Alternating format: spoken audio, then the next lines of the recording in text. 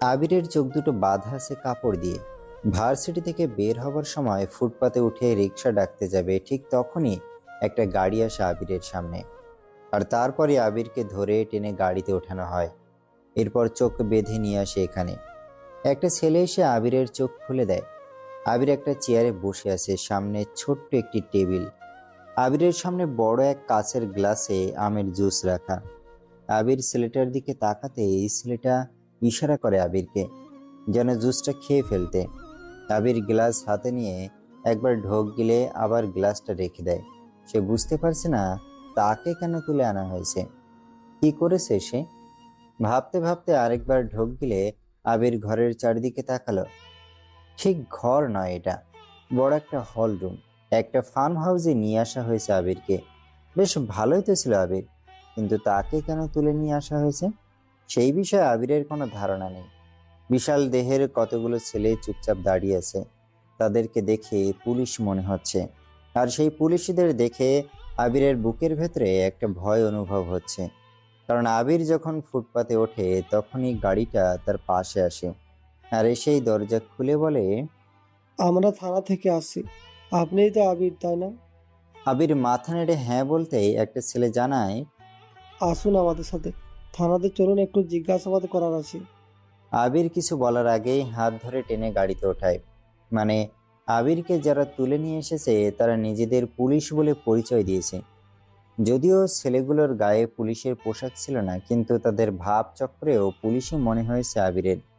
কিন্তু আবির বুঝতে পারছে না তাকে কেন তুলে নিয়ে আসলো। সে এমন কি করেছে যে তার জন্য তুলে আনলো। থানায় তো নিয়ে আসেনি। নিজের মনকে জিজ্ঞেস করলো আবির। হাজার চেষ্টা করেও এমন কিছু মনে করতে পারলো না সে। কোনো ধরনের ড্রাগসও সেবন করে না, এমনকি সিগারেটও খায় না আবির। তার বন্ধুদের ভিতরেও তো ড্রাগসের লেনদেন নেই। তাহলে সে কি এমন করলো যার কারণে পুলিশে ধরে এনেছে তাকে, আবার থানায় না নিয়ে এনেছে একটি বিশেষ জায়গাতে। আবির সাধারণ বিশ্ববিদ্যালয়ের শিক্ষক, ছাত্রছাত্রীদের পড়ানো ছাড়া কোনো কাজ করে না। রাজনীতির ভিতরেও সে কখনো যায়নি। সেরকম কোনো ঘটনা মনে পড়ছে না। তবে একটা ঘটনা আছে। সেটা হলো, প্রথম যেদিন ভার্সিটিতে এসেছিল আবির, সবাই ভেবেছিল সে নতুন স্টুডেন্ট। কতগুলো ছেলে তাকে পেয়ে র্যাগ দিতে থাকে। আবির ঠাস ঠাস করে ছেলেগুলোকে চড় দেয়। পরে এটা নিয়ে প্রিন্সিপালের কাছে বিচারও চলে যায়। তবে সেসব ঘটনা তো 2 বছর আগে। এতদিন পর কি সেই ঘটনার জেরে তাকে তুলে আনা হয়েছে? তা না হলে আবির তো রাজনীতি নিয়ে একটা কথাও বলেনি কোনোদিন। আর সরকারের বিরুদ্ধে কিছু বলার তো প্রশ্নই আসে না। তাহলে আবিরকে তুলে আনলো কেন? তাকে গুম করবে নাকি? কিন্তু গুম করে লাভ কি? সে তো কোনো অনলাইনে ভাইরাল হওয়ার টিচারও না। আবিরের মনে ভয় জমতে শুরু করেছে। ভয়ে ভয়ে অপেক্ষা করতে লাগলো সামনে কি ঘটতে যাচ্ছে সেটার জন্য। কি করবে বুঝতে পারছে না। ভাবতে থাকে, কি এমন কাজ করেছে যেটার কারণে আমাকে এখানে আনা হয়েছে। না না, কিছুই মনে পড়ছে না। তখনই একটা কারণ আবিরের মনে পড়ল।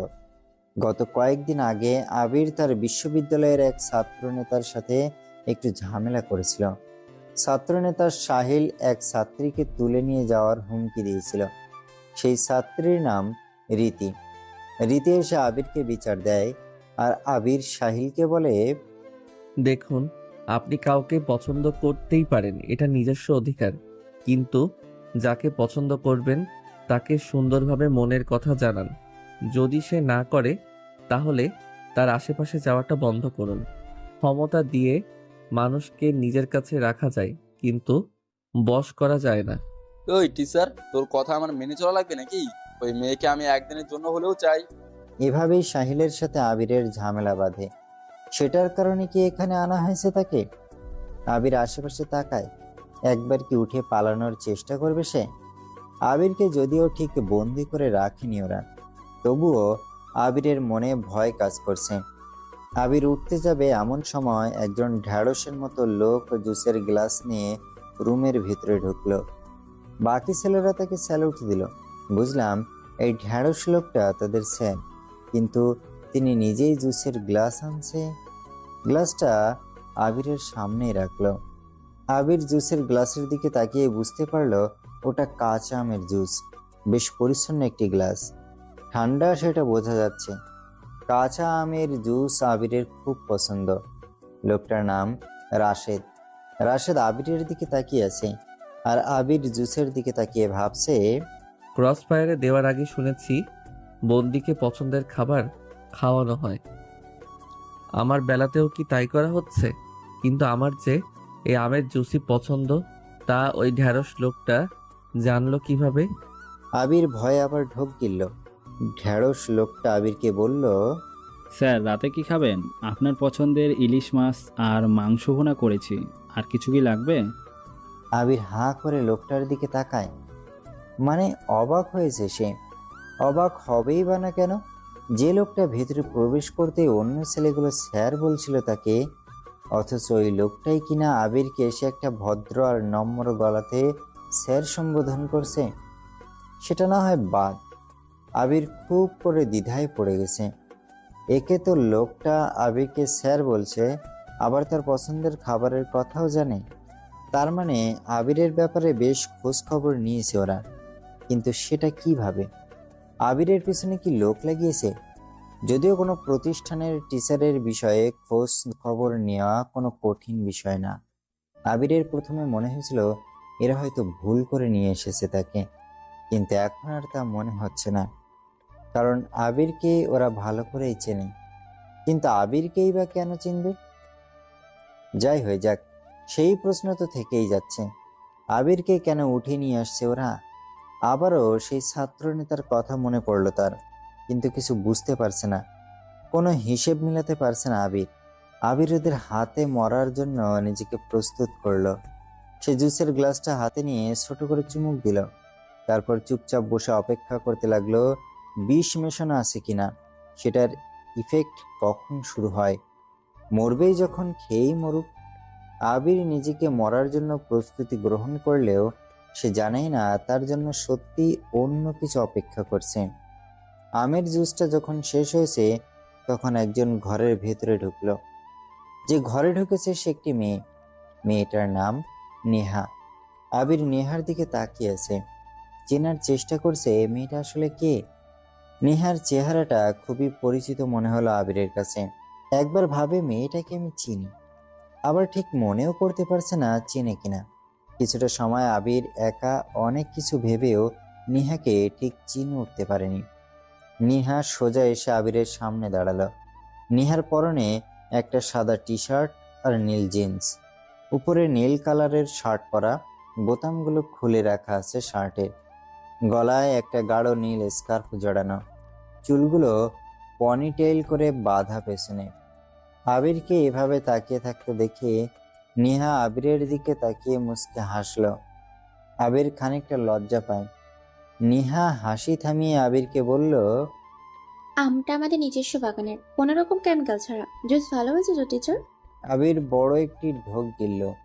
উফ, মেয়েটাকে যে কিছুতেই আবির চিনতে পারছে না। নেহার প্রশ্ন শুনে আবির উত্তর দেয়, হ্যাঁ, ভালো হয়েছে, ধন্যবাদ জুসের জন্য। আবির নেহাকে জিজ্ঞাসা করতেই যাবে তাকে কেন তুলে আনা হয়েছে এখানে, কিন্তু পরক্ষণেই নেহা ঠিক আবিরের সামনে এসে বসলো। আবির কেবল পলকহীনভাবে তাকিয়ে নেহাকে দেখছে। পরিচিত পরিচিত মুখ, তবুও চেনা অচেনা। আর তাছাড়া বড় প্রশ্ন হলো আবিরকেই কেন তুলে আনা হয়েছে। নেহা আবিরের সামনে বসে বলল, আপনি মনে হচ্ছে আমাকে এখনো চিনতে পারেননি, তাই না? ভাবছেন আমি কে? বা আমার চেহারা চেনা চেনা মনে হচ্ছে, তবুও চিনতে পারছেন না, তাই না? কি রে, মেয়েটা কি জাদু জানে নাকি? মনের খবর, আমার পছন্দ কি কি সবই তো দেখি এরা বুঝতে পারে। মনে মনে কথাগুলো বলেই নেহাকে বলল, জি, ঠিক চিনতে পারছি না আমি, কিন্তু কেমন যেন পরিচিত মনে হচ্ছে খুব। কোথায় যেন দেখেছি এটা শিওর, তবে মনে করতে পারছি না। আবিরের কথা শুনে নেহা আবারও হাসলো, তবে এবার সে মুচকি নয়, একটু শব্দ করেই হাসলো। আবির মাথা চুলকাতে থাকে। বেশ সকালে প্রতিদিনের মতো ভার্সিটিতে গিয়েছিল আবির। সবগুলো ক্লাস ঠিকঠাক মতো করিয়ে ছুটির শেষে ভার্সিটি থেকে বেরও হয়েছিল সে। রাস্তা পার হয়ে রিক্সা ডাকতে ফুটপাতে যখনই উঠেছে তখন একটা গাড়ি এসে আবিরকে টেনে তোলে। তারপর চোখে কাপড় আর মুখে টেপ লাগিয়ে সোজাই ফার্ম হাউসে নিয়ে আসে। আবির তারপর থেকে ভেবেই চলেছে তার সাথে কি ঘটছে। এখন আবার নেহা নামের মেয়েটার অদ্ভুত হাসি। আবির যেন বুঝতেই পারছে না তার সাথে কি হতে যাচ্ছে। মেয়েটা চেনা চেনা কেন মনে হচ্ছে ওর। নেহা মেয়েটা রাশেদকে ডাকে। রাশেদ, রাশেদ। নেহা মেয়েটা রাশেদকে ডাকে। নাম ধরে ডাকতেই সেই ঢ্যাঁড়স লোকটা এসে দেয়ালে টাঙানো একটা এলইডি টিভি অন করে দেয়। টিভি অন করে লোকটা নেহার হাতে রিমোট দিয়ে চলে যায় দূরে। আবির টিভির স্ক্রিনে তাকালো। ৭১ চ্যানেল থেকে খবর টেলিকাস্ট হচ্ছে। একটা ছেলে খবর পড়ছে। নেহা চ্যানেল পাল্টালো না। আবির বুঝতে পারে তাকেও এখন টিভি দেখতে হবে। যদিও একটু পরেই নেহা আবিরকে ইশারা করে টিভি দেখতে। আবির টিভির দিকে তাকালো। শিরোনাম চলছিল এতক্ষণ। টিভির স্ক্রিনে থাকা ছেলেটা বলে, এতক্ষণ শুনছিলেন শিরোনাম, এবার শুনবেন বিস্তারিত। এতটুকু বলতে নেহা টিভিটা স্টপ করে দেয়। আবির নেহার দিকে তাকায়। নেহা বলে, বুঝতে পারছেন টিচার এখনো কিছু? আবির মাথা নাড়িয়ে না বলে। নেহা প্লে করে সেখান থেকেই। আবির বুঝতে পারে এটা ইউটিউবে আপলোড করা ৭১ চ্যানেলের টিভির খবর। নেহা প্লে দিতেই স্ক্রিনে থাকা ছেলেটা খবর বলতে শুরু করলো। এতক্ষণ শুনছিলেন শিরোনাম, এবার শুনবেন বিস্তারিত। আজ স্বরাষ্ট্রমন্ত্রী নেহা আহমেদ ঢাকার পেট্রোল পুলিশের এক নতুন ইউনিট ভবনের উদ্বোধন করে। সেই সাথে থানার আশেপাশের সকল পথ শিশুর পাশে দাঁড়ানোর আহ্বান জানিয়েছে পুলিশদেরকে। আবির এক দৃষ্টিতে তাকিয়ে থাকে টিভি স্ক্রিনে। টিভিতে নেহাকে সানগ্লাস পরা অবস্থায় নেহা আহমেদকে দেখা গেল। তার মানে আবিরের সামনে বসে থাকা মেয়েটা হলো নেহা, আর সে হলো স্বরাষ্ট্রমন্ত্রী। আবির এক ঝটকা স্ক্রিন থেকে চোখ সরিয়ে নেহার দিকে তাকায়। নেহা আগে থেকেই আবিরের দিকে তাকিয়ে আছে। নেহাকে এভাবে তাকানো দেখে আবিরের বুকে বিস্ময়ের একটা তীব্র ধাক্কা লাগলো। নেহা মুচকি হাসছে, মনে মনে বলছে, এবার তো চিনেছ মিস্টার। আবির নেহার দিকে চোখ সরিয়ে বড় একটি ঢোক গিলল। পরক্ষণে আবির আরেকবার তাকালো সামনে বসা নেহা নামের স্বরাষ্ট্রমন্ত্রীর দিকে। আবির এখনো যেন নিজের চোখে ঠিক বিশ্বাস করতে পারছে না। তার সামনে যে স্বয়ং স্বরাষ্ট্রমন্ত্রী নেহা আহমেদ বসে আছে তা যেন কল্পনা ছাড়া আর কিছুই না। আমার সাথে কি হচ্ছে এসব? স্বরাষ্ট্রমন্ত্রী কেন আমাকে ধরে এনে নিজের গাছের আমের জুস খাওয়াচ্ছে? আবিরের যেন ভাবনাটা আরো এক ধাপ বেড়ে যায়। এরকম একটা বড় ঘটনা যে তার সাথে ঘটবে আবির তার স্বপ্নেও ভাবেনি। সব যেন একটা দুঃস্বপ্নের মতো। চোখ খুললেই যেন সব হারিয়ে যাবে। কিন্তু এমনটা মিথ্যা নয়, সবটা চোখের সামনে ঘটেছে। স্বরাষ্ট্রমন্ত্রী নেহা তাকে কেন তুলে এনেছে? তার বাগানের আমের জুস কেন খাওয়ালো? বড় কথা, আবিরকেই বা কেন? এটা কেমন রহস্য? আবির নিজের দিকে তাকায় একবার, আরেকবার তাকায় টিভির দিকে, আরেকবার তাকায় নেহার দিকে। সবকিছু বড্ড গোলমেলে লাগছে। তারপর আবির ওর ভাবনা থেকে বেরিয়ে নেহার দিকে তাকালো। নেহা তখন থেকে তাকিয়েছে ভদ্রগোছের ছেলেটার দিকে। যদি কোনো সাধারণ মানুষকে প্রশ্ন করা হয়, চলমান সময়ে বাংলাদেশের সবচেয়ে জনপ্রিয় লেডি বা মেয়ে কে, সবাই এক কথায় উত্তর দেবে, কোনো অভিনেত্রী কিংবা গায়িকা নয়, কিংবা কোনো মডেল বা মেয়ে খেলোয়াড়ও নয়।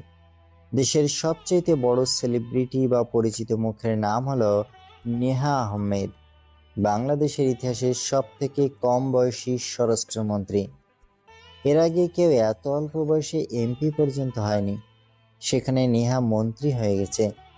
অবাক হওয়ার মতো ব্যাপার, যদিও নেহা কিভাবে মন্ত্রী হয়েছে তা জানা না গেলেও তাকে নিয়ে যে সোশ্যাল মিডিয়াতে সব সময় চর্চা হয়, আলোচনা হয়, বিভিন্ন কথা রটে, এটা আবিরের চোখ এড়ায় না। ইন্টারনেটে নেহাকে নিয়ে অনেক রকম গল্প প্রচলিত আছে। অনেক বড় বড় রাজনৈতিক ব্যক্তিত্বের ছেলে, ব্যবসায়ীরা নেহাকে বিয়ের প্রস্তাব দিয়ে বসে আছে, কিন্তু নেহা কাউকে পাত্তা দেয়নি। তার একই বক্তব্য হচ্ছে, আগে যে কাজে নেমেছে সেটা আগে ঠিক মতো করে নিক, তারপর অন্য কিছু। নেহা আহমেদের জীবনটা বড় বৈচিত্র্যময়। মাত্র 24 বছর বয়সে অনার্স শেষ করে, তার পরের বছরই বিসিএস সিভিল সার্ভিসে যুক্ত হয়, কিন্তু সেখানে গিয়ে লক্ষ্য করে চাইলেও আসলে সে কিছু করতে পারছে না। তার পথ বন্ধ, নানান দিক থেকে নানান বাধা। এত বাধার মধ্যে নেহা নিজের কাজ ঠিকমতো করতে পারছিল না। অন্যদিকে নেহার বাবা আজাহার আহমেদ তখন বিরোধী দলের বড় নেতা। বাধাটা তাই একটু বেশিই ছিল ওর জন্য। একটা সময় সেটা অসহ্যকর হয়ে ওঠে ওর জন্য। যে দল সরকার গঠন করে দেশ চালাচ্ছে সেই দলের লোকেরাই সুযোগ সুবিধা পাচ্ছে, তাই যারা সব কিছু করেও জুৎসই কিছু করে উঠতে পারছে না তাদের জন্য সব সময় বাধা লেগেই থাকে। তার উপর নেহার বাবা ছিল চলমান সরকারের বিরোধী দলের বড় মাপের নেতা, ফলে নেতা যাই করতো তাতে কোনো না কোনোভাবে বাধা আসতোই। এভাবেই নেহা সবকিছুর প্রতি বিরক্ত, কিন্তু নেহা হাল ছাড়েনি। নেহা সিভিল সার্ভিস ছেড়ে দিয়ে পলিটিক্সে জয়েন করলো। অল্প বয়সের একটা মেয়ে এভাবে পলিটিক্স করবে কেউ ভাবেনি। দেখতে যথেষ্ট সুন্দরী আর আকর্ষণীয় হওয়াতে বাপকে ছাড়িয়ে যেতে তার সময় লাগলো না। তার পার্টির প্রধান নেহার মধ্যকার পটেনশিয়ালিটিকে ধরতেও ভুল করলো না। সে তো প্রমাণও করে দিল, যখন ক্ষমতাসীন দল তাদের উপর জোর জবরদস্তি করছিল নেহা সেগুলোর প্রতিবাদ করলো সবার সামনে থেকে। মাঠ পর্যায়ে নেমে কাজ করতে থাকে একটানা। টাইম লাইনে আসতেও সময় লাগে না তার। যেখানে সমস্যা সেখানেই নেহা সবার আগে এগিয়ে গেছে। মানে নেহার ভিতরে তখন রাজনীতি এমনভাবে প্রবেশ করে যে জনগণের সাথে কাদায় বসেও খাবার খেতে প্রস্তুত নেহা। করেছেও ঠিক তাই। নেহা নিজ দায়িত্বে প্রতিটা জেলা, থানা, গ্রাম, মহল্লাতে গিয়ে জনগণের সাথে ওঠা বসা করেছে, কথা বলেছে, তাদের সমস্যা বোঝার চেষ্টা করেছে। ফলে তার পিছু পিছু একদল মিডিয়া মৌমাছির মতো লেগে সবকিছু প্রচার করছে, আর তাতেই নেহার জনপ্রিয়তা একদম সবার উপরে। আজহার সাহেবের থেকেও নেহা মোস্ট পপুলার হয়ে ওঠে। তবে নেহার সবচাইতে এপিক পয়েন্ট ঘটে 2 বছর আগে। মেরিনা নামের একজন আরেকজনকে নিয়ে ঘটনা নেহার জীবনে টার্নিং পয়েন্ট এনে দেয়। মেরিনা রেডিও FM 95.17-এ চাকরি করত। রোজ বৃহস্পতিবার রাত 11টার সময় ভৌতিক শো শুরু হতো। শোয়ের নাম থার্সডে হরর শো। দেশের সব ইয়াং জেনারেশনের কাছে শোটা অনেক বিখ্যাত হয়ে যায়। তার প্রধান কারণ ছিল মেরিনা আক্তার, সুমির কণ্ঠস্বর, সাথে ঘটনা যখন পাঠ করত তখন ভয়েসে এতটা মাধুর্যময় এক্সপ্রেশন দিত যেটা শুনে ছেলেরা পুরাই ফিদা হয়ে যেত। তার উপর প্রতিবাদরাই শয়ের আগে তিনি তার ফেসবুকে পিক আপলোড করত। তাকে দেখে আরও ক্রাশ খেত ছেলেরা। এমনি একদিন রেডিও কোম্পানির 3 বছর পূর্তিতে একটা পার্টির আয়োজন করা হয়। পার্টিটা রাত 10টার দিকে শুরু হয়। চ্যানেলের মালিকের ছেলে সেদিন প্রথমবারের মতো পার্টিতে আসে। ওর নাম ছিল শাওন। মেরিনা পার্টিতে শাড়ি পরে যায়। চ্যানেলের মালিক তখন ছিল দলীয় সরকারের MP সানোয়ার মির্জা, আর শাওন হলো MPর সানোয়া মির্জা। মেরিনাকে শাওন শাড়িতে দেখেই পাগল হয়ে যায়। সবার সামনে শাওন মেরিনাকে কিছু না বললেও রাস্তায় যখন মেরিনা বের হয় রিক্সা করেই বাড়ি ফিরছিল সে, হঠাৎ রিক্সার সামনে একটা কালো গাড়ি আসে। সেই গাড়ি থেকে শাওন আর তার দুই বন্ধু নাফিস ও আবির নামে। এ কি সাউন্ড স্যার, আপনি এখানে এভাবে রিক্সা থামালেন কেন? তোমার সাথে আমার কথা আছে, গাড়িতে আসো, তোমাকে বাড়িতে পৌঁছে দেবো আমি। সমস্যা নেই স্যার, আমি একা যেতে পারবো। রোজ এভাবেই যাই, আর তাছাড়া রাত হয়ে গেছে, এভাবে গাড়িতে যাওয়া ঠিক হবে না। গাড়িতে উঠতে বলছি মাগি, ওঠ, না হলে কিন্তু তোর খবর আছে। কি বলছেন এসব? ওই এত কথা শোনার আমার সময় নেই। রিক্সাওয়ালাটা কয়েক ঘা দে, আমি মালটারি গাড়িতে তুলছি। শাওনের কথা মতো নাফিস আর রাকিব এগিয়ে আসে। রিক্সা চালকের মুখে কতগুলো ঘুষি দিতে থাকে। রিক্সা চালক সেখানে অজ্ঞান হয়ে পড়ে যায়। শাওন নেহাকে গাড়িতে টেনে আনে। রাত তখন একটা, নির্জন জায়গা, বড় গাড়ি ছাড়া সেখানে তেমন কিছুই আসা যাওয়া করছে না। মেরিনা চিৎকার করতে থাকে। আমি বাড়ি যাবো, আমাকে ছেড়ে দে। চুপ সালি, তোকে দেখার পর আমার মাথা খারাপ হয়ে যায়। আমি তোকে ভালোভাবে বোঝালাম, টাকা পেয়েছিস, কিন্তু এখন তোকে জোর করেই খাবো। ওই, তোরা ওর হাত ধর। শাওনের কথা মতো নাফিস আর রাকিব মেরিনার হাত চেপে ধরল। শাওন ড্রাগস ভরা ইঞ্জেকশনটা মেরিনার হাতে পুশ করে। মেরিনা একদম নেতিয়ে যায়। সে আর জোর খাটাতে পারে না, সে চিৎকার করতেও পারে না খুব জোরে। এরপর নাফিস আর রাকিব গাড়ি থেকে বাইরে আসে। শাওন মেরিনার গা থেকে শাড়ি খুলে ফেলে। প্রথমে শাওন, তারপর এক এক করে নাফিস ও রাকিব মেরিনাকে ধর্ষণ করে। এভাবে এক একজন দুইবার করে মেরিনাকে 2 ঘন্টার ভেতরে গণধর্ষণ চালায়। তাদের ধর্ষণ শেষে মেরিনাকে রাস্তায় ফেলে দেয়। মেরিনার বাবা মেরিনার ফিরতে দেরি হচ্ছিল এবং ফোনে পাচ্ছিল না, তাই খুঁজতে খুঁজতে সেখানে সে পৌঁছায়। নিজের মেয়েকে রাস্তার পাশে পড়ে থাকতে দেখে তিনি ছুটে আসে, চিৎকার করে। কয়েকজন লোক এগিয়ে আসে সেখানে। এরপরই ঘটনাটা হাসপাতাল, তারপর থানা, তারপর লোকমুখে পৌঁছে যায়। দলের স্বনামধন্য এমপি সানোয়ার মির্জার ছেলে শাওন আর তার বন্ধুরা ধর্ষণ করেছে তাদেরই চ্যানেলের হয়ে কাজ করা জনপ্রিয় স্টাফ মেরিনাকে। ঘটনায় পুরো দেশ তখন তোলপাড় হয়ে যায়, কিন্তু বিচার হয় না। সানোয়ার মির্জার টাকার ক্ষমতা দিয়ে সবকিছু বন্ধ করে রাখে, এমনকি মেরিনার ছোট বোনকেও বিরক্ত করতে থাকে শাওনের বিরুদ্ধে কেস তুলে না নেওয়াতে। এমন সময় নেহা এসে ওদের পাশে দাঁড়ায়। ততদিনে সানোয়ার মির্জা মেরিনার ঘটনাকে চালিয়ে দেয়। মেরিনা একটা পতিতা, টাকার জন্য এমন কাজ করে, আর তার ছেলের বিরুদ্ধে কেস করেছে। নেহা এসে রাজপথে নামে মেরিনার জন্য। নেহার দেখাদেখিতে প্রথমে কয়েকজন, এরপর কিছুজন, তারপর অনেকজন মানুষ মিছিল বের করে। দেশে তখন জাস্টিস ফর মেরিনার মিছিলে ভাসছে। নেহা একাই থানা, পুলিশ, আদালত, হাসপাতাল সবকিছু এক করে ফেলে। পুরো নিউজ চ্যানেল থেকে শুরু করে বড় বড় ইউটিউব চ্যানেল থেকে নেহাকে দেখানো হয়। নেহা মেরিনার বিচার পাইয়ে দেয়।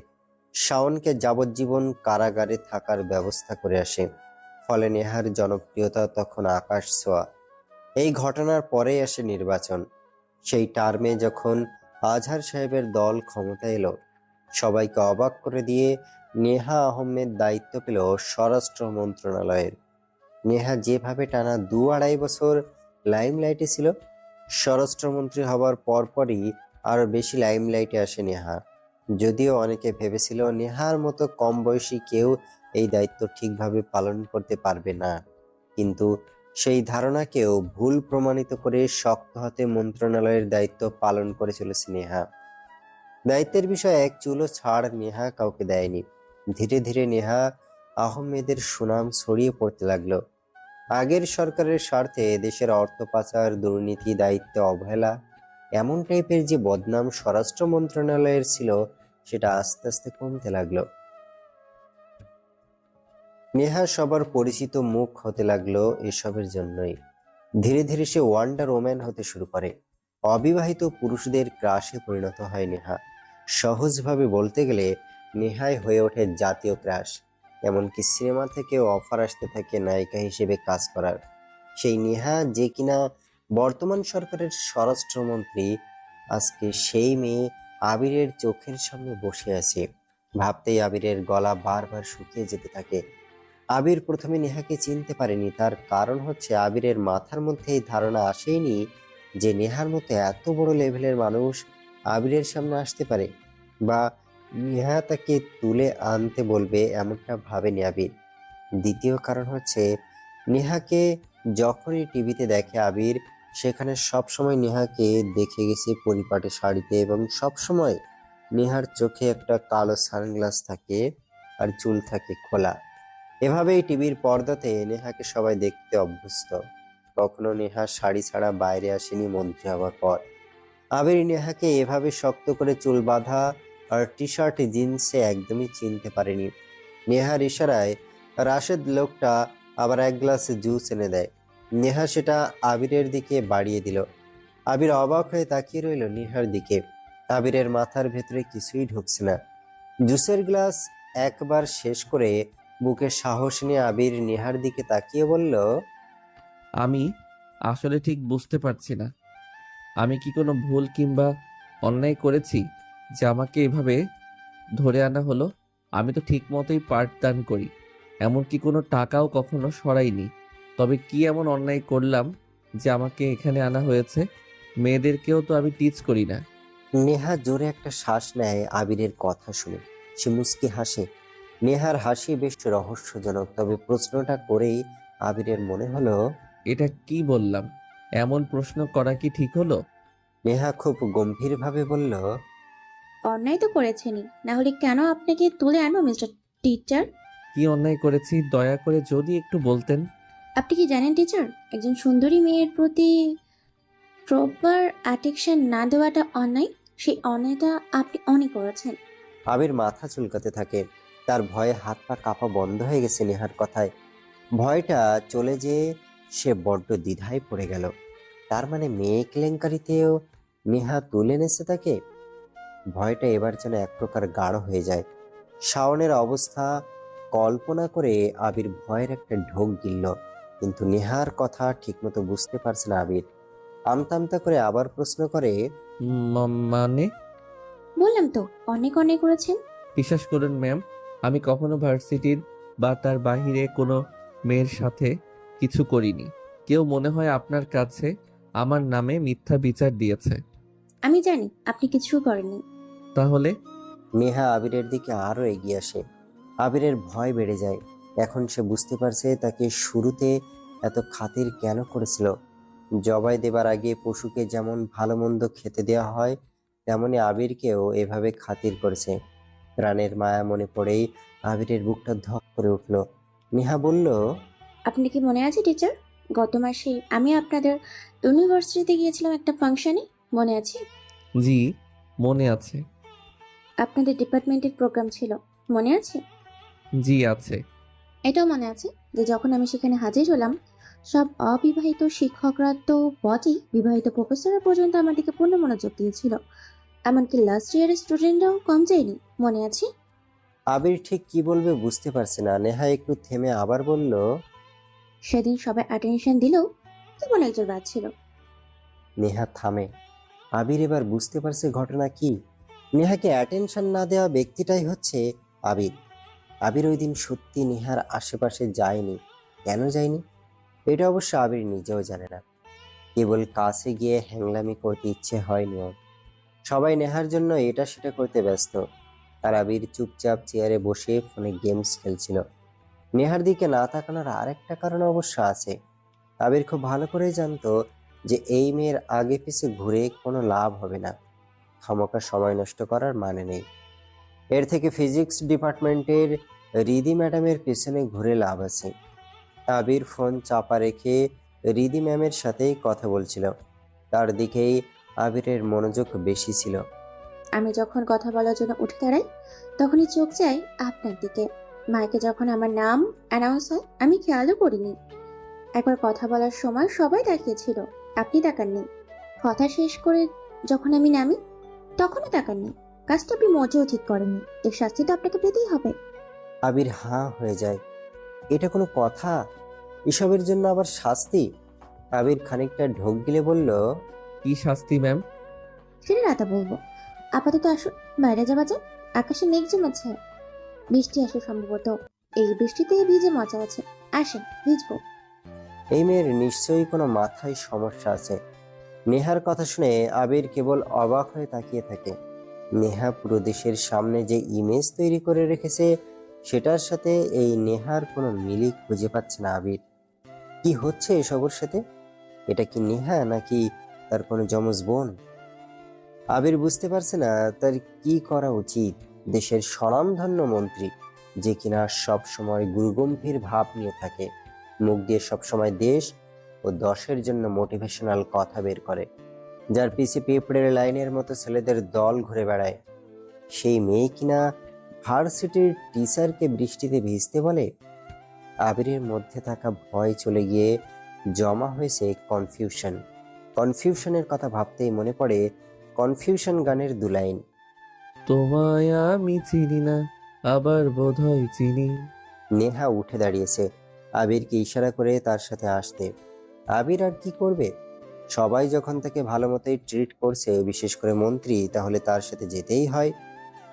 আবির ভাবতে ভাবতে উঠে দাঁড়ালো। দুজনে হেঁটে বারান্দায় আসলো। সামনে বড় একটি উঠান, জায়গাটা অন্যরকম সুন্দর।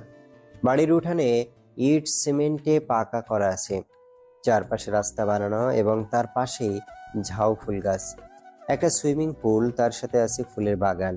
স্বরাষ্ট্রমন্ত্রীর ফার্ম হাউস বলে কথা। আকাশে মেঘ জমেছে, মাঝে মাঝে গুড়ুম গুড়ুম করে মেঘের গর্জন শোনা যাচ্ছে। এখনই বৃষ্টি নামবে।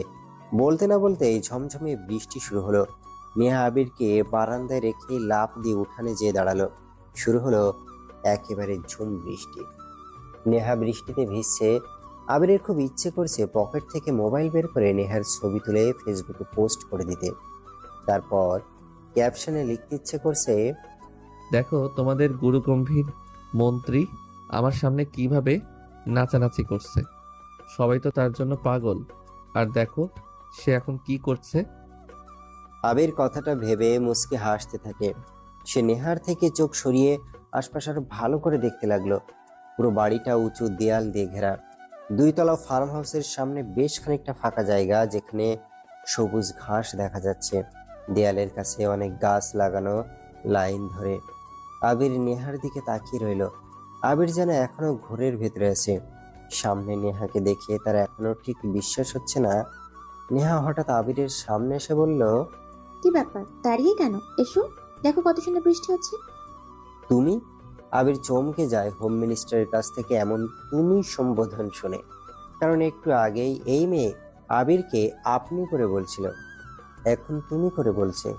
নেহার চোখে মুখে শয়তানি হাসির ঝিলিক।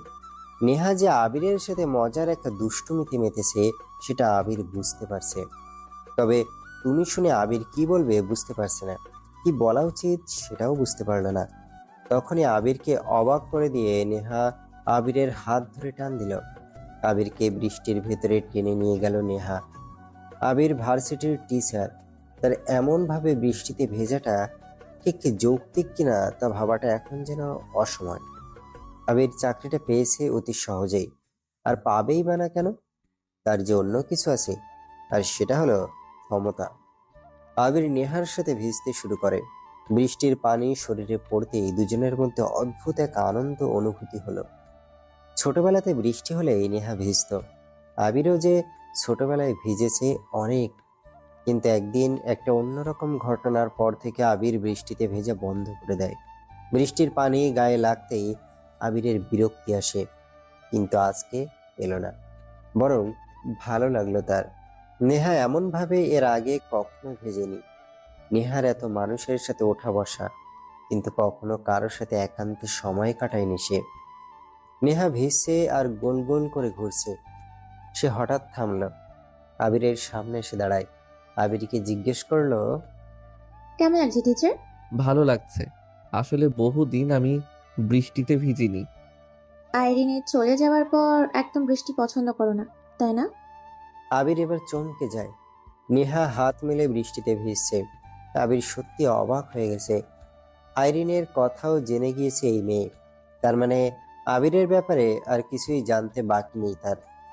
সেই ইন্টারমিডিয়েট পড়ার সময় আবিরের কার সাথে প্রেম ছিল সেটা ভেঙে যাওয়ার পর আবিরের কোনো জিনিসের উপর থেকে মন উঠে গেছে, এইসব যখন জেনে গেছে তখন সত্যি বলতে কি এই মেয়ের আর কিছুই জানতে বাকি নেই আবিরের উপরে। আবিরের ব্যাপারে সব কিছুই জানে এই মেয়ে। আবির নেহার দিকে তাকিয়ে আছে। নেহাকে দেখে মনে হচ্ছে এসএসসি দেওয়া কোনো কিশোরী মেয়ে সে। আবিরের হঠাৎ করেই নেহাকে ভালো লেগে গেল। আবির একটু কাছে যেতেই সে অনুভব করে একটা আলোর ঝলকানি নেহার গায়ের উপরে এসে পড়েছে। আবির আশেপাশে তাকায়, না, বিদ্যুৎ তো চমকাচ্ছে না, তাহলে আলো কোথা থেকে পড়লো? এটা কি কোনো ক্যামেরার আলো? আবির পাঁচিলের দিকে তাকাতেই কেউ একজন পাঁচিলের বাইরের গাছ থেকে লাফ দিয়ে সেখান থেকে চলে যায়। আবির নেহাকে কিছুই বলে না। আবিরের বেশ ভালো লাগছে নেহার সাথে বৃষ্টিতে ভিজতে। ওরা দুজনে একেবারে অন্ধকার পর্যন্ত বৃষ্টিতে ভিজল। যখন বৃষ্টি থেকে আবার বারান্দায় আসে তখন ওরা দুজনই শীতে কাঁপছে একটু একটু করে। আবির দ্রুত বাথরুমে যায়। সেখানে গিয়েও অবাক হলো আবির। তার জন্য বাথরুমে নতুন ট্রাউজার আর টি শার্ট রাখা আছে আগে থেকেই। সেটা আবার আবিরের শরীরের মাপেরই। আবিরের সবকিছু নেহা আগে থেকে খোঁজ নিয়েই রেখেছে। এটা জানা তার পক্ষে অসম্ভব কিছু না। সানোয়ার সাহেব বৃষ্টির ভেতরে গাড়ি নিয়ে দাঁড়িয়ে আছে কারাগারের সামনে। অনেক টাকা খাইয়ে সে তার ছেলের জামিনের ব্যবস্থা করেছে। আজ তার ছেলে শাওন ছাড়া পাবে। ঝমঝমিয়ে বৃষ্টি শুরু হয়েছে খানিকটা সময় আগে। কারাগারের মেইন দরজা খোলা হয়েছে। শাওনকে বের হতে দেখা যায়। শাওন এগিয়ে আসে সানোয়ারের দিকে। কেমন আছিস বাবা? তোকে ছাড়াতে 1.5 বছর লেগে গেছে। সব টাকা লাগিয়ে দিয়েছি। আমার সব কিছু শেষ বাবা। সব আবার শুরু হবে বাবা। ওই নেহার অবস্থা আমি কি করব সেটা নেহা কখনো ভাবেনি। এবার নেহাকে ধর্ষণ করব। নেহাকে আমি রাস্তায় ফেলে রাখবো। যা করবি সাবধানে। নেহা এখন হোম মিনিস্টার হয়েছে। তাকে ধরা ছোঁয়া যাবে না। আগে তার শক্তিকে নষ্ট করতে হবে। নেহা কোনো কাজে ভুল করে না। আমাদের একজন হ্যাকার লাগবে। হ্যাকার? তাকে দিয়ে কি হবে? হ্যাকার নেহার সবকিছু হ্যাক করবে। আমাদের যে প্রধানমন্ত্রী ছিল শেখ হাসান আলী, তিনি রাশিয়াতে পালিয়ে গেছে। রাশিয়ান এক হ্যাকারের কথা বলে আমাকে আমি সেই হ্যাকারকে দেশে আনার ব্যবস্থা করেছি। জন্মসূত্রে সে বাংলাদেশি, কিন্তু সে থাকে রাশিয়াতে। বুঝে গিয়েছি কি করতে হবে। হ্যাকারকে আমার দ্রুতই চাই। চিন্তা নেই, গাড়িতে ওঠ। জলদি এখান থেকে যেতে হবে। বিরোধী দলের লোক দেখলে, বিশেষ করে নেহার লোক দেখলে সমস্যা। তোকে গা ঢাকা দিয়ে থাকতে হবে। পরিচিত কারোর সাথে যোগাযোগ করবি না। তুই যে জেল থেকে বের হয়েছিস সেটা যেন গোপন থাকে। সানোয়ার শাওনকে নিয়ে গাড়িতে ওঠে। 2 কোটি টাকা খরচ করে সানোয়ার তার ছেলে শাওনকে কারাগার থেকে ছাড়িয়ে নিয়েছে। নেহার কারণেই শাওনের যাবজ্জীবন জেল হয়। সময় পেরিয়ে রাত হয়। নেহা ফার্ম হাউস থেকে কোথাও যায়নি। রাতের খাবারের সময় রাশেদ ডাকে আবিরকে। আবির আর নেহা একসাথে বসেছে খাবার টেবিলে। আবির বসতেই নেহা নিজেই খাবার এগিয়ে দিতে থাকে আবিরের জন্য। ভাবখানা এমন যে আবির তার হাজব্যান্ড।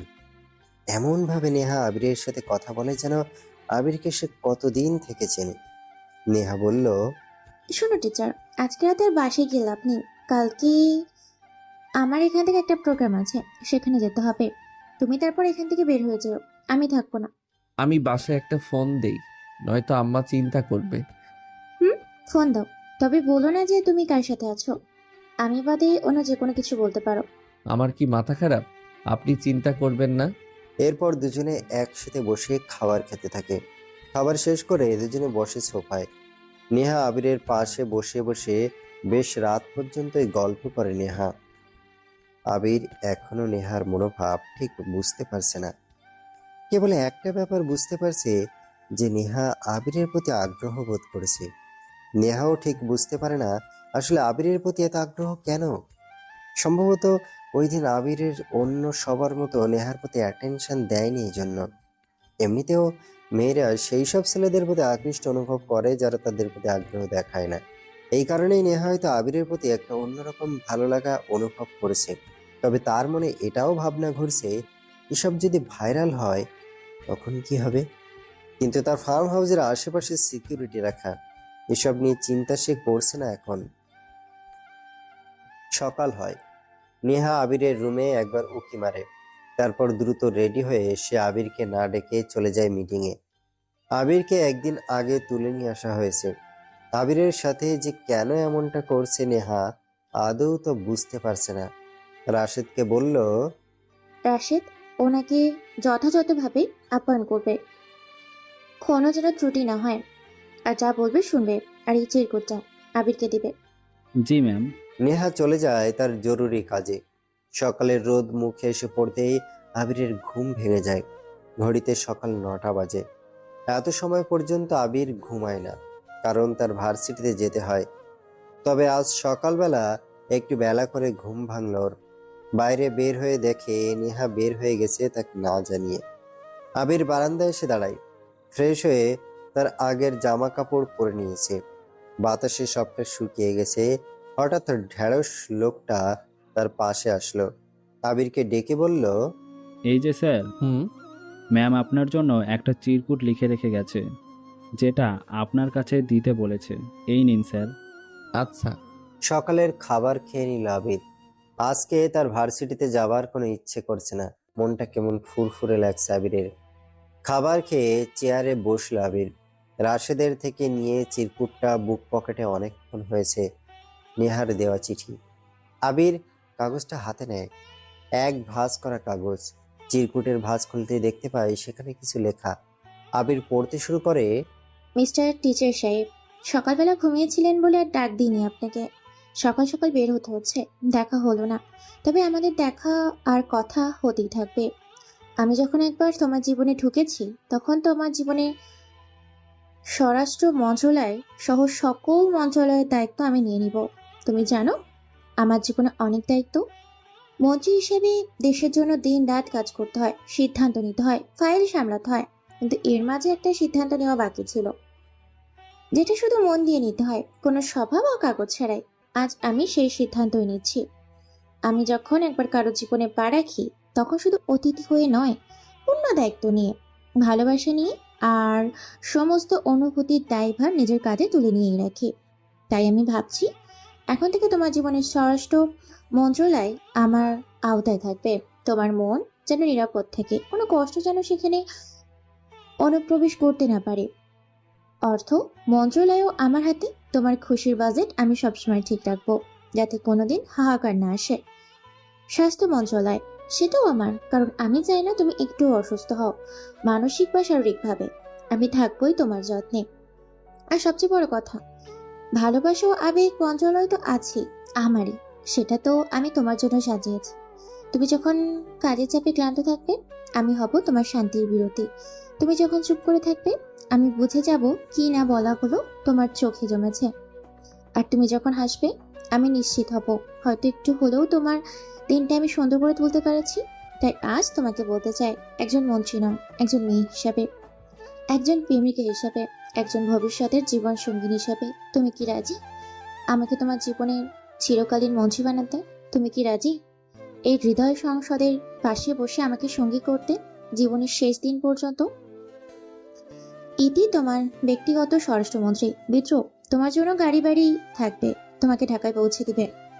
চিরকুট পড়ে কিছু সময় চুপ করে বসে থাকে আবির। রাশেদ নেহাকে মেসেজ করে জানিয়ে দিয়েছে আবির তার চিঠি পড়ছে। নেহা মঞ্চে বসে মুচকি হাসছে। আবির তার চিঠি পড়ে কি কি ভাবতে পারে? নেহার হাসির দিকে তাকিয়ে আছে তার অ্যাসিস্ট্যান্ট রুদ্র। নেহা সেটা বুঝতে পেরে হাসি থামায়। ওদিকে আবির চিঠিখানা আরো 2বার পড়ে ফেলেছে। সে বুঝতে পারছে তার জীবনে সত্যি সত্যি বড় রকমের পরিবর্তন আসতে যাচ্ছে, আর সেই পরিবর্তনের নাম স্বরাষ্ট্র মন্ত্রণালয়ের আগমন। সন্ধ্যার অন্ধকার ঘন হয়ে এসেছে। শহরের এক প্রান্তে বিলাসবহুল অ্যাপার্টমেন্টের এক কোণে ঘরে ঝিমঝিমে আলো, কাচের জানালার ওপারে শহরের ঝলমলে আলো। কিন্তু ঘরের ভেতরটা যেন আলোর চেয়েও গাঢ় কোনো ষড়যন্ত্রে আবৃত। শাওন সোফায় আধশোয়া হয়ে বসে, হাতে গ্লাসে সোনালী রঙের মদ, চোখে হালকা লালচে রং, মুখে একটা উদাস হেসে হালকা ঘোর। টেবিলে আধ ফাঁকা বিয়ারের ক্যান আর সিগারেটের ধোঁয়া বাতাসে মিশে গেছে। ঠিক তখনই ঘরে ঢোকে সানোয়ার মির্জা। 40 পেরোনো এক বুদ্ধিমান, ধূর্ত এবং ক্ষমতা পিপাসু মানুষ। তিনি ধীর পায়ে এগিয়ে এসে বসেন ছেলের পাশেই। সানোয়ার গলা ভারী করে বলে, তোকে আমি কেন ছাড়িয়ে এনেছি বলতো? শাওন গ্লাসটা ঠোঁটে নিয়ে একটু চুমুক দেয়, হাসে। হেসে বলল, তুমি আমাকে অনেক ভালোবাসো ড্যাড, সেজন্য আমাকে ছাড়িয়ে আনলে। সানোয়ার হো হো করে হেসে ওঠে। একদমই না, ভালোবাসা আমার রাজনীতিতে নাই রে বাপ। তুই আমার প্রয়োজন, শুধুই প্রয়োজন। আর প্রয়োজনটা হলো নেহাকে শেষ করা। শাওন একটু চমকে যায়, গ্লাসটা নামিয়ে রাখে, ভ্রুকুচকে বলে, এভাবে বলতে পারলে বাবা? আমি তোমার শুধুই প্রয়োজন? আবেগ নিয়ে খেলা খেলিস না শাওন। আমি তোকে আনছি কারণ তুই জানিস কিভাবে ছদ্মবেশে খেলা খেলতে হয়। তোকে আনছি কারণ তোর মতো সাহসী কাউকে এখন দরকার। নেহা একাই সরকারটাকে বয়ে নিচ্ছে। ওর শরীরেই পুরো কাঠামো হেলে পড়বে। আচ্ছা, কাজের কথা বলো তাহলে। কিভাবে শেষ করব তাকে? সেটাই ভাবতে বসেছি তোকে নিয়ে। ওর দুর্বলতা কি? প্রথমে নেহার দুর্বলতা খুঁজে বের করতে হবে। ওর কাছের মানুষকে, প্রেমিক, বন্ধু, মানে নেহার কোনো কি প্রেমিক আছে? নেহার একমাত্র কাছের মানুষ ওর বাবা আজাহার চৌধুরী, তুখর রাজনীতিবিদ, এখন আবার দলের সক্রিয় সাধারণ সম্পাদক। আর নেহার কোনো প্রেমিক নেই, সব সময় কাজ নিয়ে ব্যস্ত সে। কোনো ছেলের সাথে আমি ওকে মিশতে দেখি না। ঠিক আছে, তাহলে এর বাবাকে কিডন্যাপ করার প্ল্যান করব।